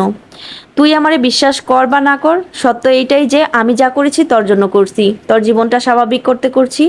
এভাবে চারুর কণ্ঠে এমন কিছু একটা ছিল যেটা সরাসরি হামিদের বুকে গিয়ে লাগলো। চারু, আমি চাই না তুই বসটারে খুঁজতে যাস। তুই তারে খুঁজিস না। কেন খুঁজবো না? তুই একটা স্বাভাবিক জীবন মাইনা নে। শুধু শুধু আর কারোর পেছনে লাগার প্রয়োজন নেই। তারা যখন আমাদের আর বিরক্ত করতেছে না, তখন ব্যাপারটা এখানেই শেষ করা উচিত। তুমি বিশ্বাস করো, আমি এইটা মেনে নেব। তুই মানবি না বইলাই আমি এতদিন তোরে কিছু বলি নাই। নাজমা বেগম আসলে কে তুই বল। সারদা দেবী। আর সাজিদ আর তার মতো দেখতে আরেকজন তার সন্তান। কি সব পাগলের প্রলাপ বকছেন আপনি? আপনি আমার স্ত্রী বেলিফুল। আমি যদি সারদা দেবীর ছেলে হই তাহলে আমাদের সম্পর্ক কি দাঁড়ায়? পাগল হয়েছেন আপনি? তাহলে তিনি প্রতিমা দেবী যিনি সারদা দেবীর সাথে পালিয়ে এসেছিলেন? হ্যাঁ। ছবিতে দাঁড়িয়ে থাকা নাজুমুদ্দিন আর তার অপর পাশে আরেকজন লোক ছিল, সে কে? প্রতিমা আন্টির হাজব্যান্ড ছিলেন। আন্টি? হ্যাঁ, প্রতিমা আন্টি আমার মা নন, আমার মায়ের মতো। নাজমা বেগম বলতে কেউ নেই? আছে, আমার মায়ের নাম নাজমা বেগম। আমি প্রতিমা আন্টিকেই আমার মায়ের নামটা দিয়েছি। ছবিতে থাকা দুটো সাজিদ। আমার একটা যমজ ভাই ছিল ছিল কয়েক বছর আগে রোড অ্যাক্সিডেন্টে তার মৃত্যু হয়। তার মানে আমার ভাইয়ের সাথে আপনাদের পরিচয় অনেক বছরের, প্রায় 8 বছর। হিমেলকে? আমি জানি আপনি বুদ্ধিমান। হিমেলকে সেটা না হয় আপনি বলুন। নাজিমুদ্দিন ওরফে বিশ্বজিতের সন্তান 6 জন, তন্মধ্যে 2জন মেয়ে। 4 ছেলের মাঝে 2জন ভিনদেশে আছে, আরেক ছেলে হামিদ, এবং আমার অনুমান ভুল না হলে হিমেলই তার 6ষ্ঠতম সন্তান। ঠিক ধরেছেন। নিজের বাবার খুনিকে কেন সাহায্য করলেন হিমেল? তাকে আমি নিজেও খুন করতে চেয়েছিলাম, সাহসের অভাবে পারিনি। আমি তোমার মতো এত সাহসী না চারুলতা। তাও তো তোমার জীবনটা এভাবে এলোমেলো করে দিলেন। আমি তো ইচ্ছে করে করিনি, ব্যাস তোমার ভালোর জন্য করেছি। আমার ভালো আপনি কেন চাইবেন হিমেল? যেখানে আপনি নিজের জন্মদাতাকে ঘৃণা করেন, সেখানে তার কন্যা হিসাবে আমার জন্য আপনার চোখে কিসের মায়া? রক্ত তো একই। ঠিকই বলেছেন, বেইমানির রক্ত, স্বার্থপরতার রক্ত, নিকৃষ্টতম মানুষের রক্ত। নাজিমুদ্দিন ওরফে বিশ্বজিৎ আপনার বাবা ছিল। তাকে ছাড়িয়ে সৎ বোনের প্রতি কিসের মায়া? হয়তো তুমি আমার অপূর্ণ ইচ্ছে পূরণ করেছো, তাই মায়া লেগেছে তোমার প্রতি। এটাকে বলা হয় স্বার্থপরতা। অবশ্য আমি নিজেও কম স্বার্থপর নই। নিঃস্বার্থের জন্য সব করতে পারি আমি। শুধু পারলাম না নিজের পেছনে ছুরিগাথা সেই বিশ্বাসঘাতককে খুন করতে। নাজিমুদ্দিনের মতো এতটা স্বার্থপর হতে পারলাম না। নাজমা বেগম মানে প্রতিমা দেবীর কোনো বোন নেই। সে কোথায় গেছে সাজিদ? তীর্থে গেছে। আপনাকে সেটা বলা বলা যেত না, তাই বলা হয়েছে বোনের বাড়িতে গিয়েছে। আপনার 3জন আমার জীবনে দেখা সবচেয়ে মাসুম চেহারার বিশ্বাসঘাতক। আমরা বিশ্বাসঘাতক নই বেলিফুল, আপনি শুধু একবার সবটা শুনুন। কার কথা শুনতে বলছেন? একজন অস্তিত্বহীন ব্যক্তির। আপনি তো সাজিদ নন, সাজিদের যমজ ভাই। আমি কার কথা শুনবো? চারুর কথায় সকলে ভূত দেখার মতো চমকে উঠল। সাজিদ অবাক বিষয়ে জিজ্ঞেস করলো, আপনি কিভাবে জানলেন? এতটাই বোকা আমি নই। সন্দেহ আগেই ছিল আপনার উপর। কি বলেছিলেন আমাকে? আমি আপনার জীবনের প্রথম নারী, অথচ আপনার একটা মেয়ে আছে। আমি কথাটা ঘোরানোর জন্য ঘাবড়ে গিয়ে বলে দিলেন তাড়াহুড়ো করে। এইটা বলে দিয়েছেন, আপনি যদি ঘাবড়ে না যেতেন তাহলে বোধ হয় সন্দেহ করতাম না। আমি তো আগেই কইছিলাম আপনারে বিশ্বাস করা যায় না। এত বড় ধোকাটা কেমনে দিলেন? কে আপনি? সত্যি কইরা বলেন। আমি সিফাত। সাজিদ কেন সাজলেন? প্রথম থেকে একটু ধৈর্য নিয়ে সবটা শুনুন দয়া করে। আমার পরিবার বলতে শুধু ছিল আমার মা, বাবা আর আমরা 2 যমজ ভাই, সাজিদ আর সিফাত। আমরা মুসলিম হলেও আমাদের বাড়িটা ছিল হিন্দু পাড়ার কাছাকাছি, তাই তাদের সাথে আমাদের এক সখ্যতা গড়ে ওঠে। সেখানেই আমাদের প্রথম পরিচয় হয় প্রতিমা আন্টির সাথে। উনি ছিলেন খুবই সহজ সরল, সারাক্ষণ পূজা পার্বণে ব্যস্ত থাকতেন। আন্টির ছোট একটা ছেলেও ছিল। আন্টির সাথে আমাদের পরিবারের বন্ধন হলো খুবই দ্রুত। আমার বারবার শখ ছিল বিদেশি স্টাইলে বাড়ি বানাবো। আপনি হয়তো খেয়াল করেছেন, এমন বাড়ি সচরাচর দেখা যায় না। উন্নত বিশ্বের অধিকাংশ জায়গায় বিক্ষিপ্ত বসতি গড়ে ওঠে, ফলে অনেক জায়গা নিয়ে বাড়ি তোলা সম্ভব। আমার বাবাও তাই করলেন। 25 বছর যাবৎ একটু একটু করে টাকা জমাতে লাগলেন, আর শেষে পেনশনের বাকি টাকাটা দিয়ে নিজের পছন্দের বাড়িটা তুললেন। তার বাড়িটা পছন্দের হলেও সে বাড়িতে থাকার স্বপ্ন আমার বাবার পূর্ণ হলো না। আমি আর সাজিদ সামার ভ্যাকেশনে হাওয়াই গিয়েছিলাম। তখন বাবা মা, প্রতিমা আন্টি, তার স্বামী এবং ছোট ছেলেটা সকলে মিলে শপিং করতে যাচ্ছিল, কিন্তু যাওয়ার পথেই গাড়ি খুব জোরে একটা ধাক্কা খায় ট্রাকের সাথে। মুহূর্তের মাঝে আমার বাবা, প্রতিমা আন্টির ছেলে আর তার স্বামী স্পট ডেড। মা আর প্রতিমা আন্টি বেঁচে থাকলেও তাদের অবস্থা ছিল করুণ। তাদের হাসপাতালে ভর্তি করা হলো। খবর পেয়ে আমি আর সাজিদ ছুটে এলাম। ডাক্তাররা প্রতিমা আন্টিকে বাঁচাতে পারলেও মাকে বাঁচাতে পারলেন না। মুহূর্তের মাঝে বাবা মাকে হারিয়ে এতিম হয়ে গেলাম আমরা দুই ভাই। আর প্রতিমা আন্টি নিজের স্বামী আর একমাত্র ছেলেকে হারিয়ে দিশেহারা হয়ে গেলেন।